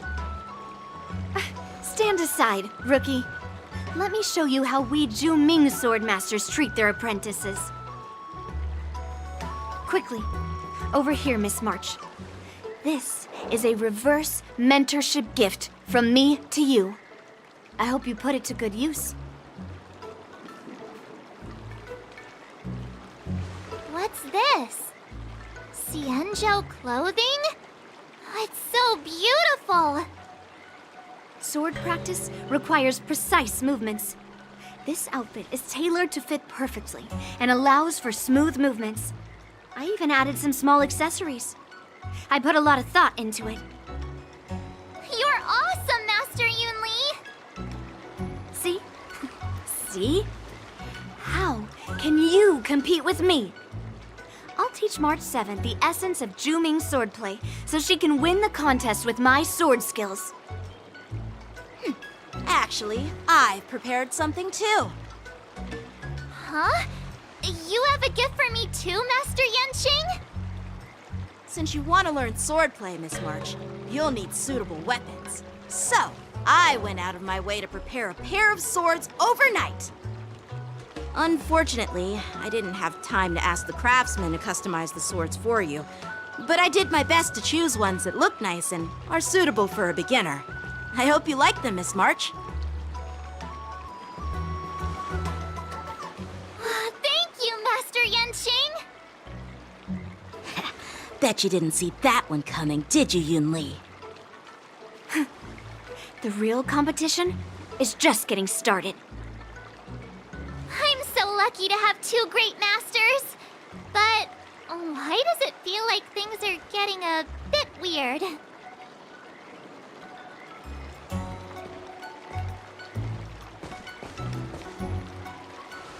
So what do you think, Masters? Does this outfit suit me? Perfect. I chose it carefully. It's perfect for beautiful young swordswomen like you and me. All right, let's get started with the training. The person next to me is a Cloud Knight instructor I've brought in. For your first lesson, try exchanging a couple of moves with him. Wait. We're having actual combat training for the first lesson? Isn't that a bit too intense? Well, I heard you have some experience with archery and martial arts. The first thing we're going to do is see just how strong your fundamentals are. Come on, step forward and strike with the sword in the most natural way you can think of. It's important for us to grasp your natural movements so we can decide where to start and what you need to learn. If you're ready, let's begin. Okay.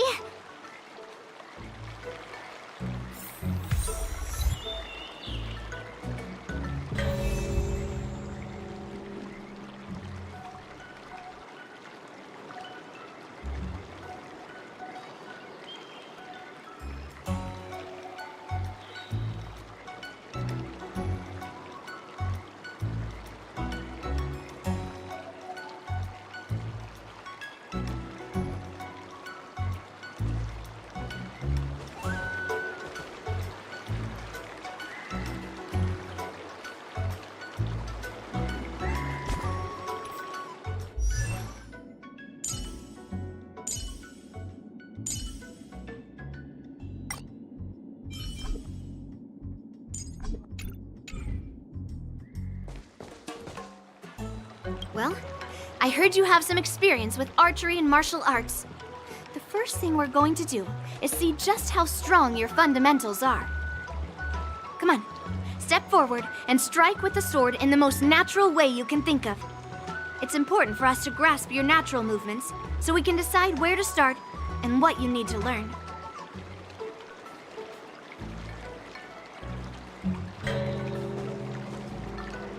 Well, I heard you. Come on. Step. All right, let's get started with the training. The person next to me is a Cloud Knight instructor I've brought in. For your first lesson, try exchanging a couple of moves with him. Are you ready?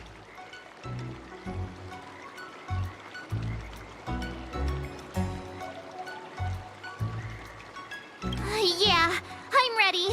But please go easy on me.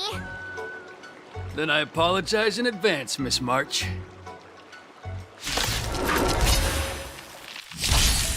I could take 10 of you. Please have some tea. Pay close attention, Miss March. Luofu's swordplay is all about being swift and agile in your movements. Yes, you! Practice is over. Swords descend!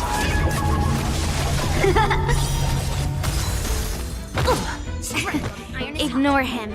Strength is everything. Right on time. Like this? Well done! Time for swordplay. Bladed flight!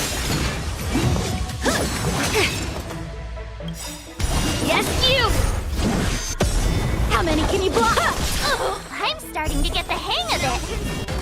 Time for swordplay. Strike apart. Oh, I get it.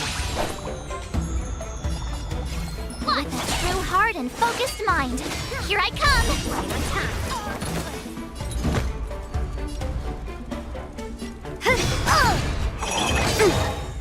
Yes, you! How many can you block?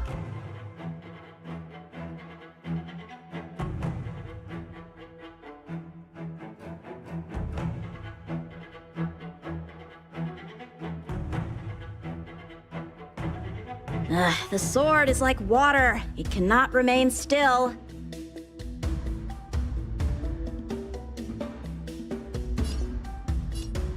Bladed flight!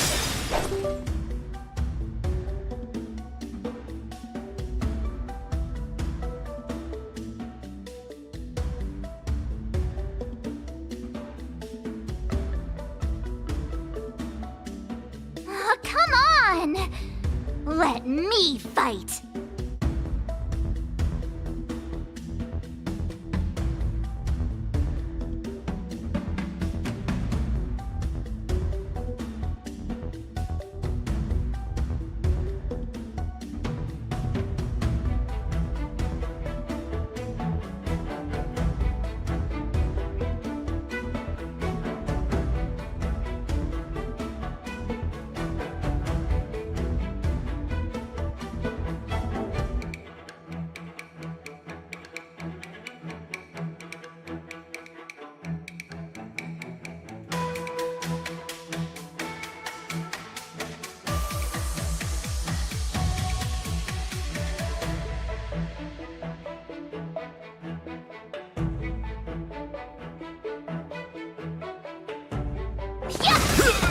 Time for swordplay. Time to show you what Azure Dragon, White Tiger, less cards. What's this? What are you mumbling about? Isn't this sword technique? Shouldn't I be saying something cool? I could take 10 of you. Nice job! Leap through clouds! Yes, you! Right on time. How many can you block? Melt!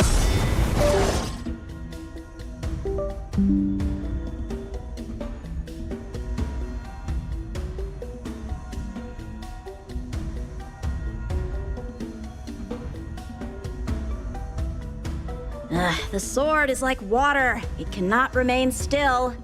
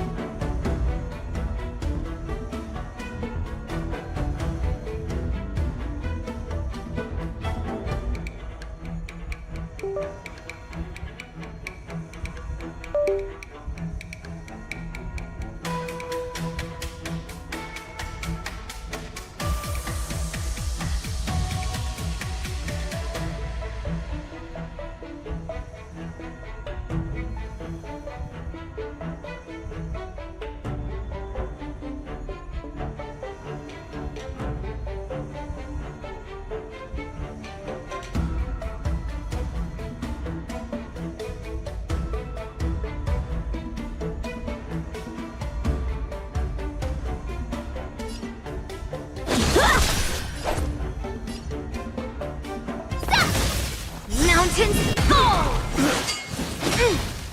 Right on time. Oh, I get it! Alright, check out this move!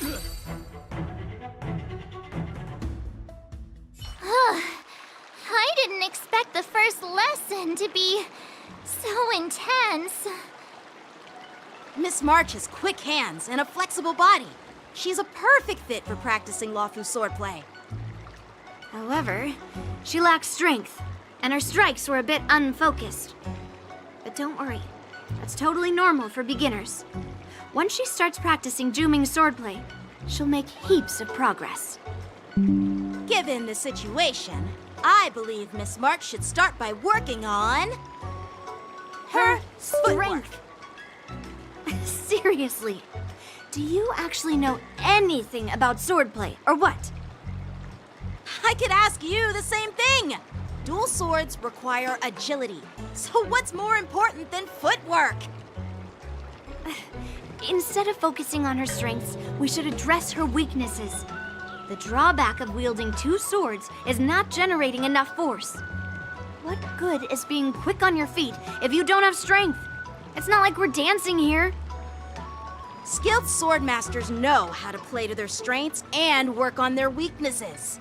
Start with what you're good at, then tackle your weaknesses. That's the right way to learn. You're quite the theorist, huh? Theorist? You claim to be able to talk to swords. So what does that make you? A lunatic? Hey, it's only my first lesson, and you're already arguing. Come on, calm down, masters. I'll have to improve both my footwork and strength anyway, so it doesn't matter which one comes first. But it does matter. Just listen to me, March 7th. Aww.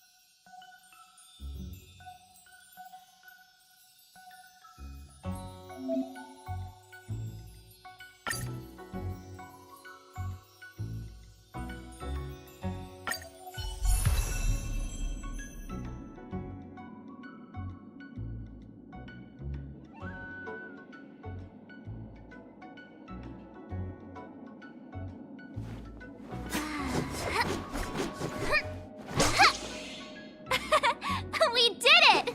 This is what they mean by no pain, no gain.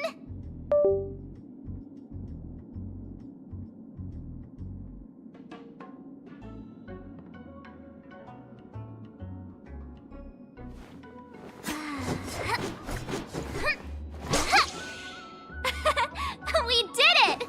This is what they mean by no pain, no gain.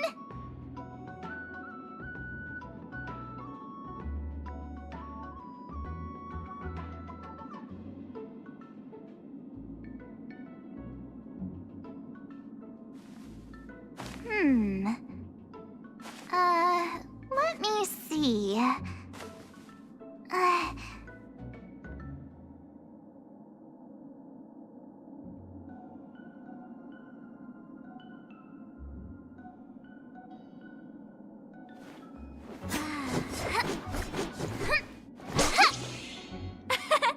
We did it! This is what they mean by no pain, no gain.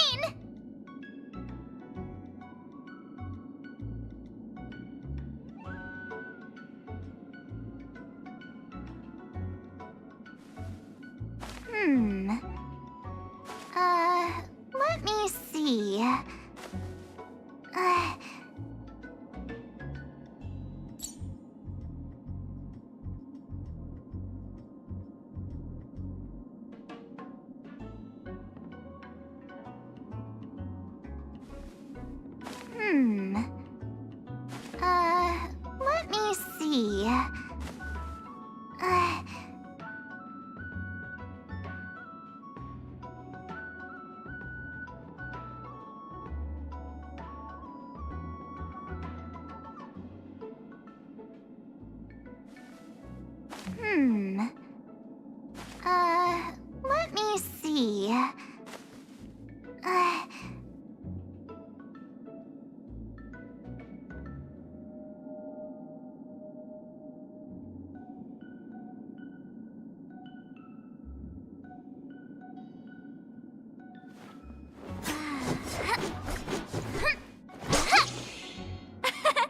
We did it!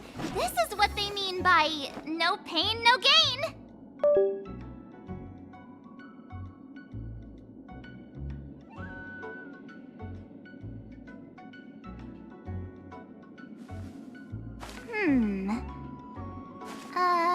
Let me see.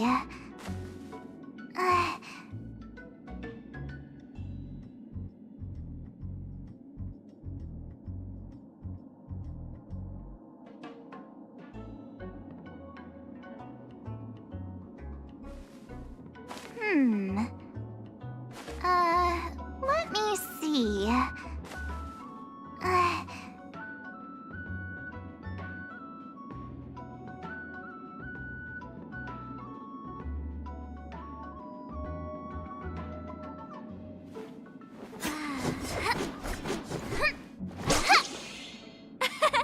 We did it! This is what they mean by no pain, no gain.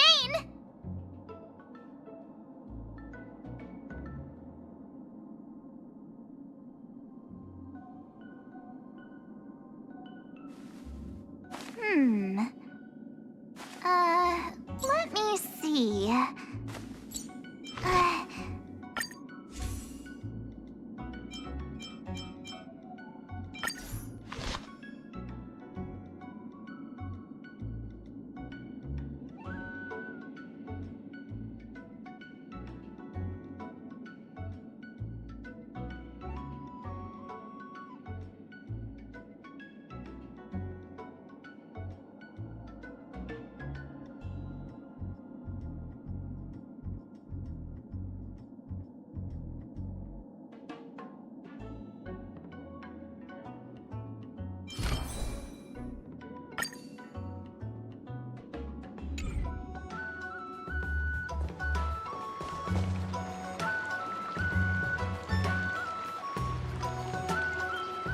Dear Himeko, Mr. Yang, and Pom Pom, we're all good here on the Xianzhou Luofu, so no need to worry.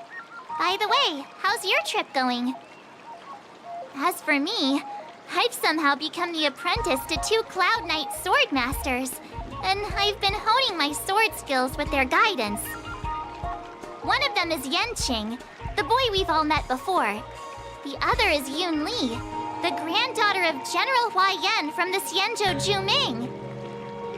Both masters are super strict, giving me a real taste of how hard sword training can be. I tried to drag her into this, but she refused. Then I tried to rope Dan Heng in, but Master Yanqing wouldn't have it. Still, I didn't let the difficulty get to me. In just a few weeks, my sword skills have improved a lot. Both my masters think I have unique talents in swordplay, and are literally fighting each other to teach me their skills. Thanks to their guidance, I've actually made some progress. When I get back to the Express, I'll definitely show off my skills and impress you all. Looking forward to your reply. Yours, March 7th.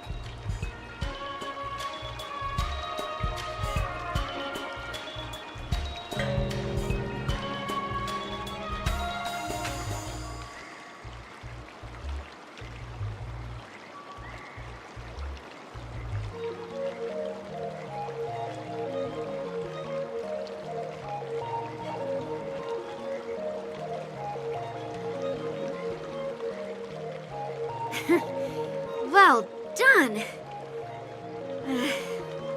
Let's call it a day.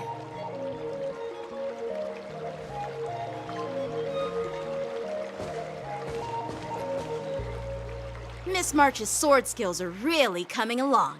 She'll hold her own just fine in the war dance.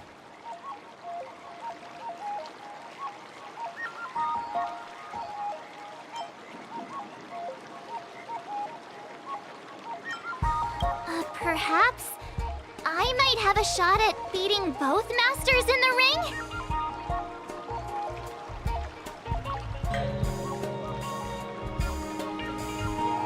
Oh, get real. You've only been practicing for a short while. How could that possibly happen? With your talent, Miss March, if you dedicate a few more decades to training, you might eventually be able to defeat Yun Li. Decades? But I'll be an old lady by then. No. Can you believe it? March 7th has actually become a pretty decent swordmaster in such a short time. Now I understand why Grandpa always had a grin on his face while training me. Are you sure he wasn't laughing at you? Oh, shut up! It's all thanks to your amazing guidance, Masters. Miss March, you're really getting the hang of wielding dual swords. If you're keen on advancing, trying out different Xianzhou blades could improve your touch. Let me see. Which sword is the most powerful? Single sword? Great sword? Or maybe a flying sword? There's no such thing as the most powerful sword. It's all about the skill of the swordmaster. Yanqing wields several flying swords, while I only wield one. But remember how I kicked his butt at the Alchemy Commission? First, you didn't kick my butt. Second, you'll never kick my butt. Third, how about we settle this right now and see who kicks whose butt? Yeah, I'm up for that. And if I kick your butt, you'll drop out of the war dance. Deal? Why are you two arguing again? I thought things had been improving between you lately. There was talk that the leading disciples of the Luofu and Zhuming generals were supposed to face off in the war dance, but for some reason, they suddenly teamed up to train an apprentice of their own. Turns out the rumors are true.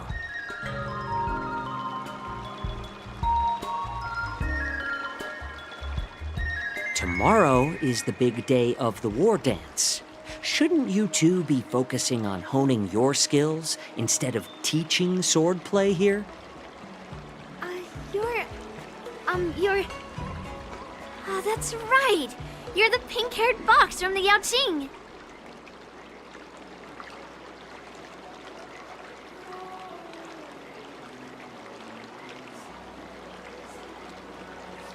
This is Mr. Jiaoqiu, the healer working for the general of the Xianzhou Yaoqing. Ah, got it. So, you're the participant attending the war dance on behalf of the Yaoqing, and you were trying to sneak a peek at our training? Sorry for the misunderstanding. I don't know anything about martial arts. I'm just here on the General's orders to take care of some official business. I didn't mean to interrupt your training. I'll be on my way. If you know nothing about martial arts, why were you smirking earlier? Well, my curiosity got the better of me, I suppose. When I heard Miss March's pondering about what to learn, I couldn't help but wander over. From my professional experience, cleavers, slicers, chopping knives, and carving knives are all just tools. Kind of like frying, sautéing, boiling, and deep frying in cooking. They're just ways for people to show off their skills. How you use them really depends on the ingredients you're working with. It's like your sword teaching methods.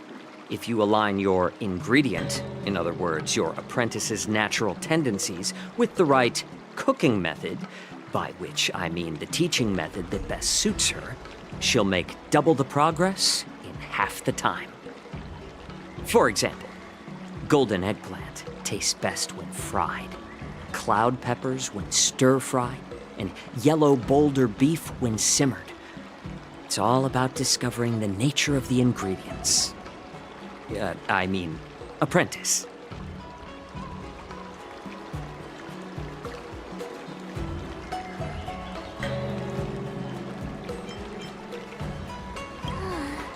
All this talk about food is making me hungry.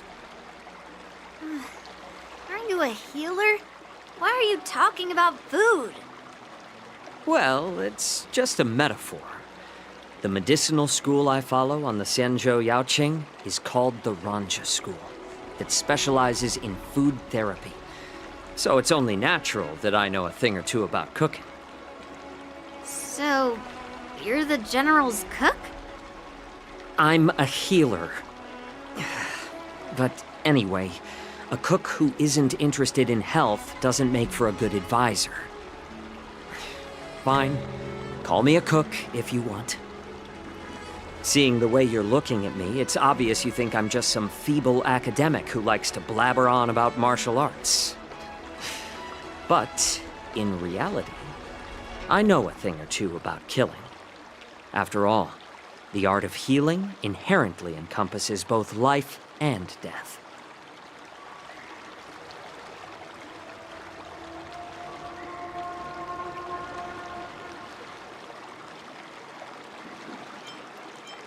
Why is this guy suddenly getting all serious with kids? Do you recognize this bottle of medicine in my hand? No. This is called tumble dust, an extract from an exotic flower named Yabra. Ugh, is it poison? Well, it depends on how it's used. With just one drop, it's able to numb a patient's body during surgery, making them painless throughout the entire process. However, increase the dose or the potency, and it'll slow the metabolism, making the blood thin and resulting in the loss of all senses. Even long-life species cannot escape its effects. This thing can save lives or take them. It's more powerful than the swords in your hands. That may be so, but still, I prefer settling things with a sword than, you know. Huh. Looks like I did get you all wrong. You're not a feeble scholar, but a sinister and despicable one. Hey, why the insults all of a sudden? I'm just sharing some medical knowledge here, not persuading you to poison anyone. Seems like you get real excited when talking about poison. I can't tell if that's an honorable thing or sinister. Picture this. 2 individuals. The one standing is full of malice. The other lying down is honorable and righteous. How can the one who's lying down label the one standing as sinister? In the throes of combat, where life and death hinge on a singular moment, every idea fades into nothingness. The only thing that matters is staying alive. Surviving the battlefield reshapes all notions of worth, be it integrity or treachery. In my eyes, their significance is negligible. Perhaps you've underestimated Yunli and me, Mr. Jiaoqiu. We may be young, but we've seen our fair share of war. Well, then you should know that the war dance is nothing more than a contest. So why are you so focused on it? When I was appointed as the ringmaster for the war dance, I asked the general, we Cloud Knights are supposed to charge into the fray and slay enemies. Why do we have to swing swords in a ring just to please an audience? And this is how the general replied. To unsheath your sword in a ring is no different than on the battlefield, as your sword reveals the might of all Cloud Knights. The war dance is the perfect chance to showcase martial virtue and forge alliances from all over the cosmos. When we unsheath the sword without drawing blood, we not only display our might, but also the martial virtue of the Cloud Knights. That's quite an insightful statement, Yanqing. Well, my apologies for being so short-sighted. I've been on the Luofu for quite some time, but I haven't had the chance to see the ceremony venue for myself yet. Hearing you speak so highly of it has piqued my curiosity. Would you mind showing me around? You want to see the Sky Splitter ship where the war dance will be held? Let's go! I bet Yun Li and Miss March haven't seen it either, right? Well then, I'll give you all a tour.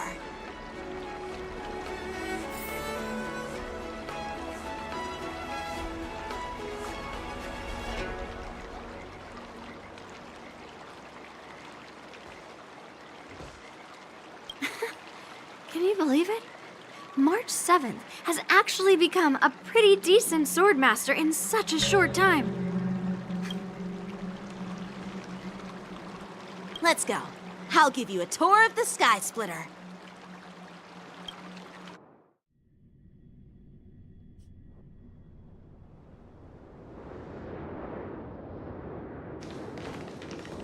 Looks like a lot of other visitors have also come to catch a glimpse of the Sky Splitter.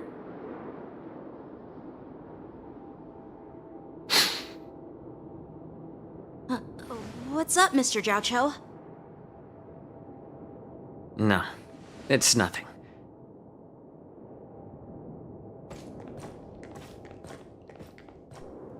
Do you see that airship in the distance?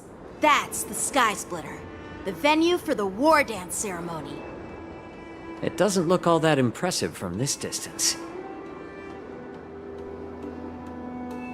The Sky Splitter is actually a decommissioned Luofu military vessel. People aren't allowed on board until the war dance officially commences. Tomorrow, when the bell rings and the ceremonial cannons roar, I'll be there representing the Cloud Knights of the Xianzhou Luofu, standing in the ring, ready to take on challengers from all over the cosmos. Since I was a kid, I've been training in swordplay and the art of war under the general. Every day, I'd swing my sword 10,000 times, and then thrust it 10,000 times, repeating the process over and over. I understand that I'm not like other kids. I never envied the toys and freedom they all had. I never found sword practice boring or hard. Even in the thick of battle, facing down savage abominations, I never felt scared. Each day, I could feel myself getting stronger and stronger, and I racked up countless victories. It's the best feeling in the world. But then, I faced a really tough opponent, and just one slash shattered my confidence into 1,000 pieces. That's when I felt true fear for the first time. Maybe that's what Mr. Zhao Cho meant by life and death hinge on a singular moment. Every idea fades into nothingness. After that, I had to pick up the pieces and try to put myself back together. But no matter how hard I tried, I couldn't seem to find my old happy self again. I often ask myself, why do I wield my sword? If defeat is inevitable, why do I continue to fight? Is it to reclaim the joy of victory? To meet the General's expectations? Or to secure my honor among the Cloud Knights? While the General could teach me the art of swordplay, he couldn't teach me why I should keep on going. He said the reason must come from within myself. I've been struggling to find that reason. But after talking with you, Mr. Zhao Cho, I think I already have that reason in mind. As a member of the Cloud Knights and the General's apprentice, I've had a weight on my shoulders. And I know there's still more to shoulder. But When I wield my sword, it feels like I'm letting go of everything. I love the feeling of giving it my all, facing any obstacle in front of me, pressing forward. That's why I wield my sword. Oh, Yanqing.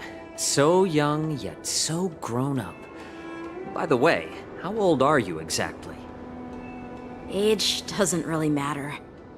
All sword masters will understand how I feel. I get it. Looks like all the kids on the Luofu live tough lives. So, how about you, Miss Yunli? It's not polite to ask a girl her age, no matter which Xianzhou ship you're on. I'm not asking your age. I'm asking if you have a dream like Yanqing has. You don't talk like a cook. You sound more like a TV host or something. Need I repeat myself again? I'm a healer. Well, I don't have a dream like Yanqing does. The only reason I'm participating in the Ringmaster's Challenge is because I made a promise to my grandfather that I'd win the precious sword he's contributed to the war dance. Sounds like that mind of yours is just filled with swords. I bet you've got nothing better on your mind. My father was a craftsman on the Xianzhou Juming. Because of his foolishness, many innocent people fell victim to the cursed swords he forged. Since I was a kid, it's been clear to me that not everyone deserves to have a weapon in their hands.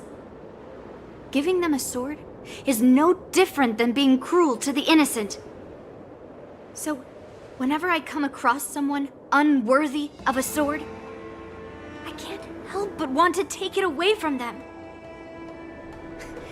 Given that Yanqing is the war dance ringmaster, I'm stepping up to challenge him. To ensure the precious sword doesn't fall into the hands of an unworthy master. Hey, what do you mean by an unworthy master? I see. It's not easy for kids on the Juming either. Well, it's better to have a reason for wielding a sword than to be lost and confused.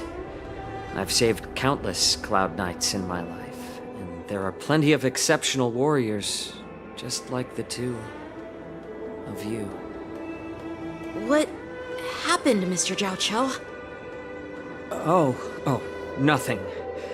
I was just reminded of some old friends and old tales. Judging from my professional perspective as a healer, both of you possess remarkable vitality. Your energies flow like raging fires and mighty gales. The upcoming fight will definitely be impressive. Well, we've seen the Sky Splitter and toured the Stargazer Navalia. I guess it's time to say goodbye for now. What? You're leaving already? But you haven't asked me about my dreams. I've been working hard too, you know. It's getting late, Miss March. Unlike you lot, I'm a grown-up bound by responsibilities and duties. The tasks entrusted to me by the General won't complete themselves. By the way, Yanqing, is it normal to have so many people wandering around in an automated area like the Stargazer Navalia? Actually, this is a restricted area. But since you're all guests, I made an exception, so you could take a look around. I understand. Well, I'll take my leave. I wish you both the best of luck in the ring tomorrow.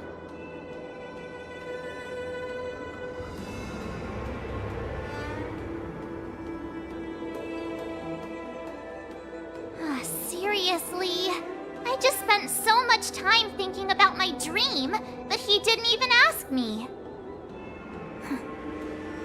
Now that we're done with our tour of the Sky Splitter, shall we continue with our training? Why don't we take a day off? What? You want to secretly practice swordplay by yourself? Dream on. You know cramming before a fight never works out. For some reason, seeing the Sky Splitter has boosted my confidence. So, I've decided to conserve my strength for tomorrow. All right, I'll take you out of the Stargazer, Navalia.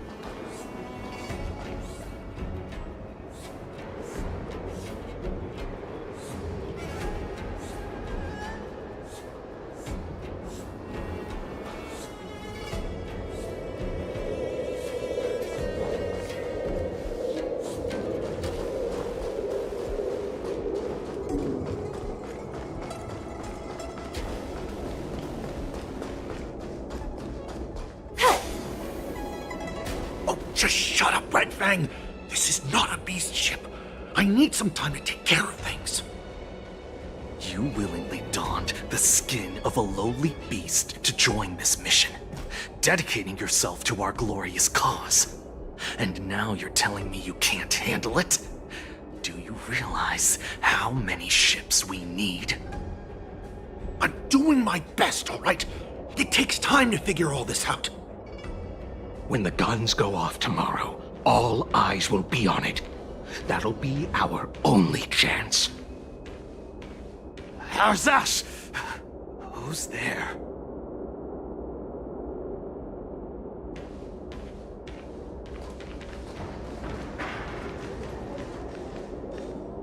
Who are you guys?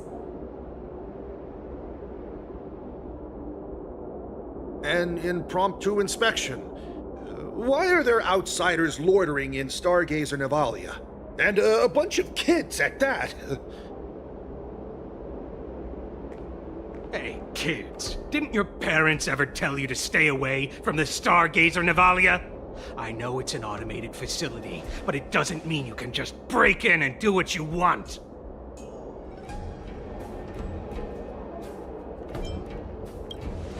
First of all, I'm an adult. Second, I didn't just break in. Yeah, we flew here on a starskiff. Like, whoosh! Well, I'm not trying to tell you off, but this place is off limits to the public, you know? Big sis! Let's go! I want to play in Everhunt Plains!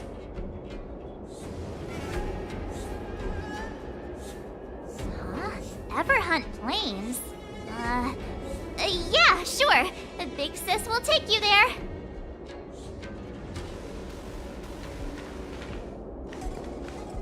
Shuha! You should have let me. Shh, the overhaul is done, and everything looks good. We should leave.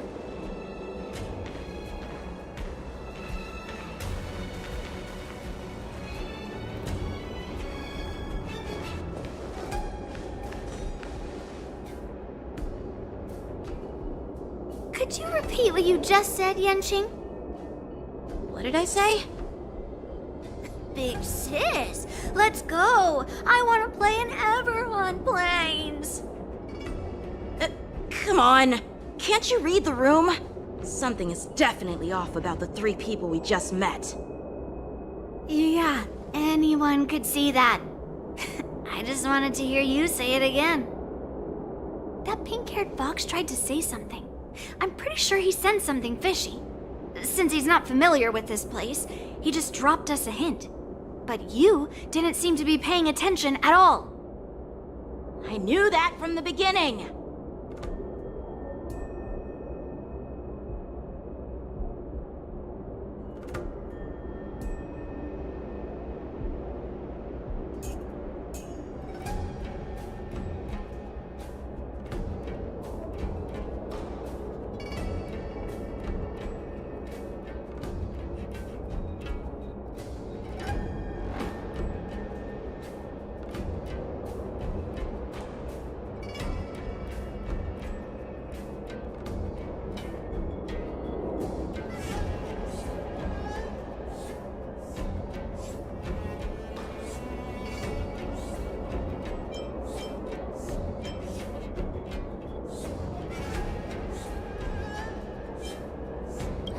Cloud Knight didn't recognize Master Yen Qing at all.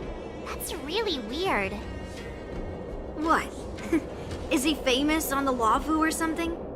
Not even the Cloud Knights on the Juming, who all know my glorious name, might recognize my face.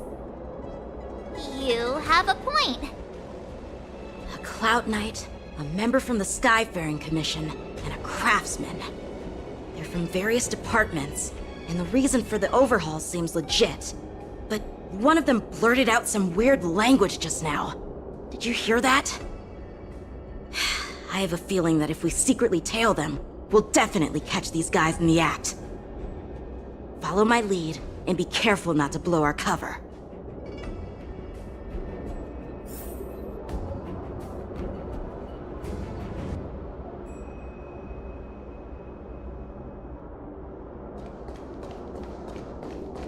Never mind who they are. Let's just film them.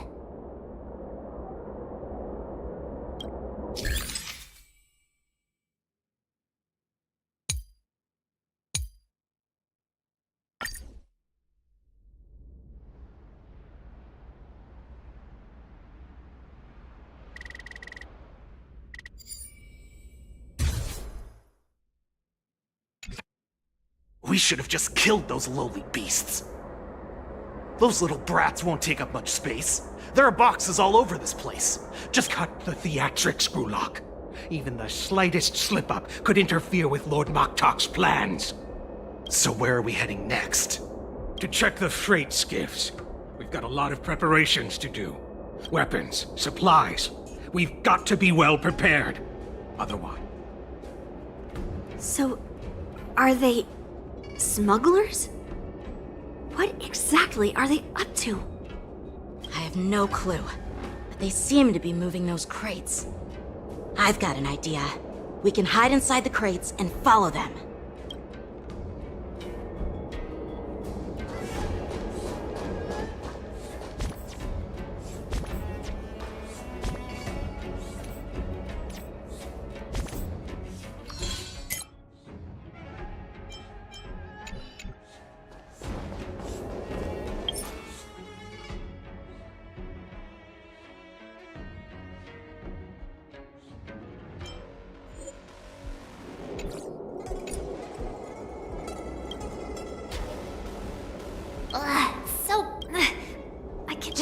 In there!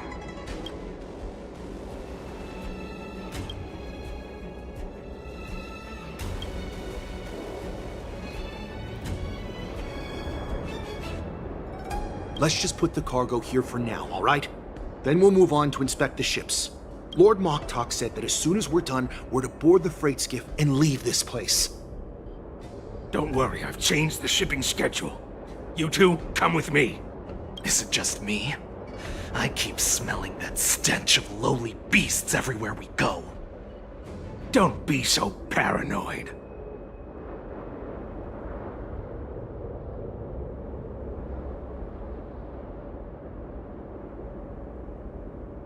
Looks like they're planning to escape on the skiffs in Stargazer Navalia.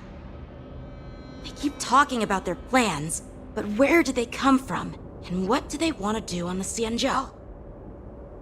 They're definitely up to something bad. Wait, they disappeared! Let's catch up to them.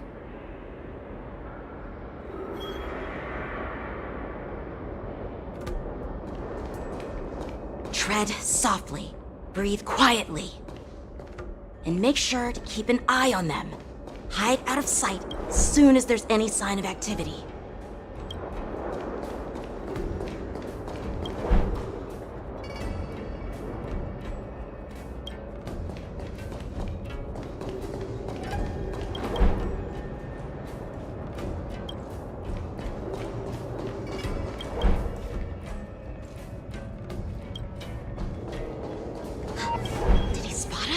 Quickly, hide!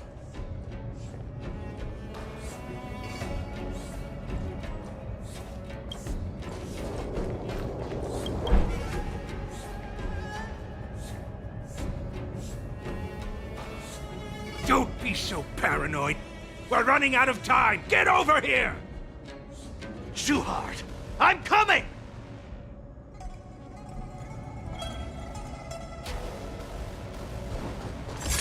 leaving. We should catch up to them, quickly!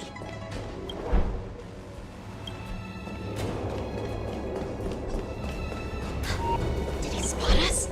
Quickly, hide!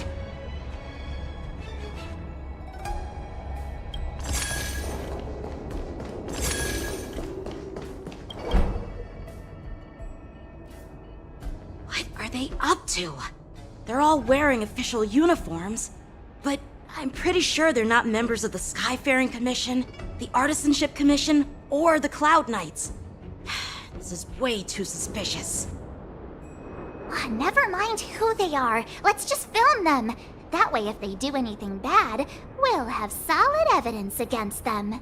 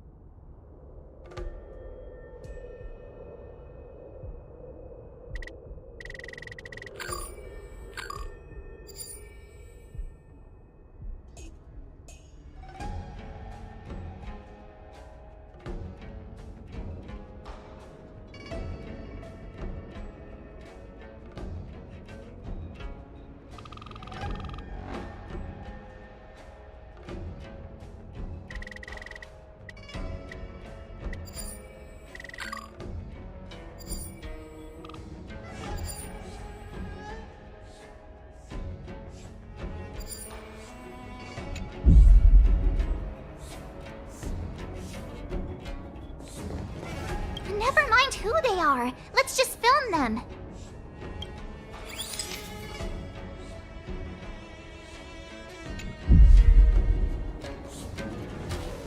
Don't get too close, Miss March. They might spot. Never mind who they are.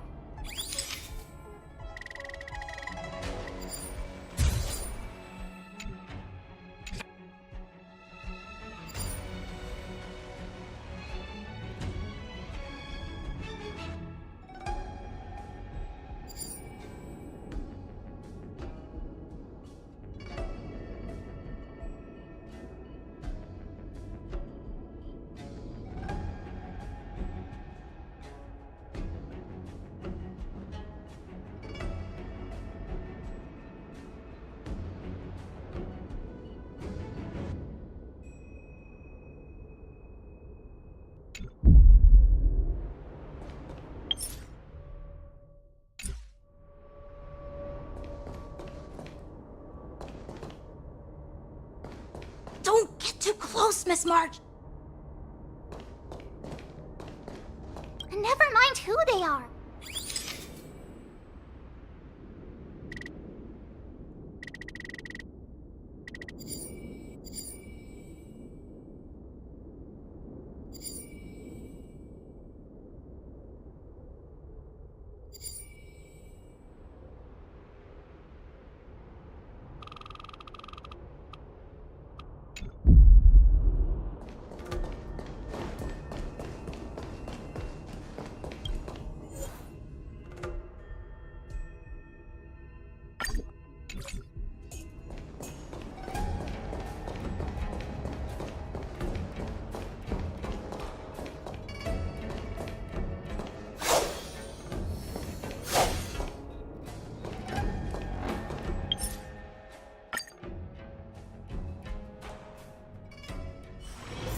Wanna go take some pictures? Or maybe we can go drink some Immortal's Delight.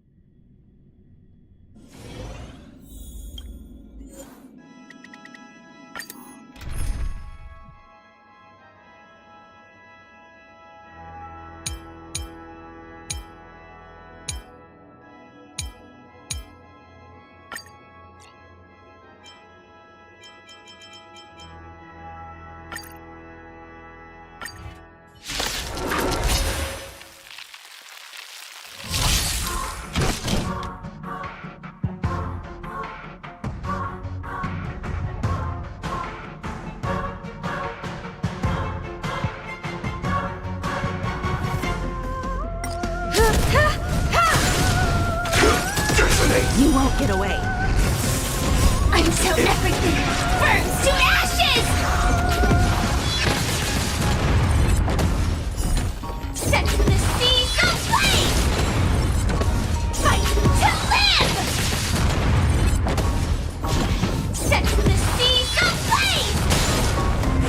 You won't get away.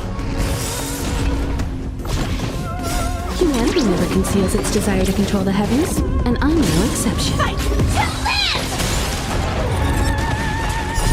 You won't get away. Set the seas ablaze! You won't get away. Fight to live!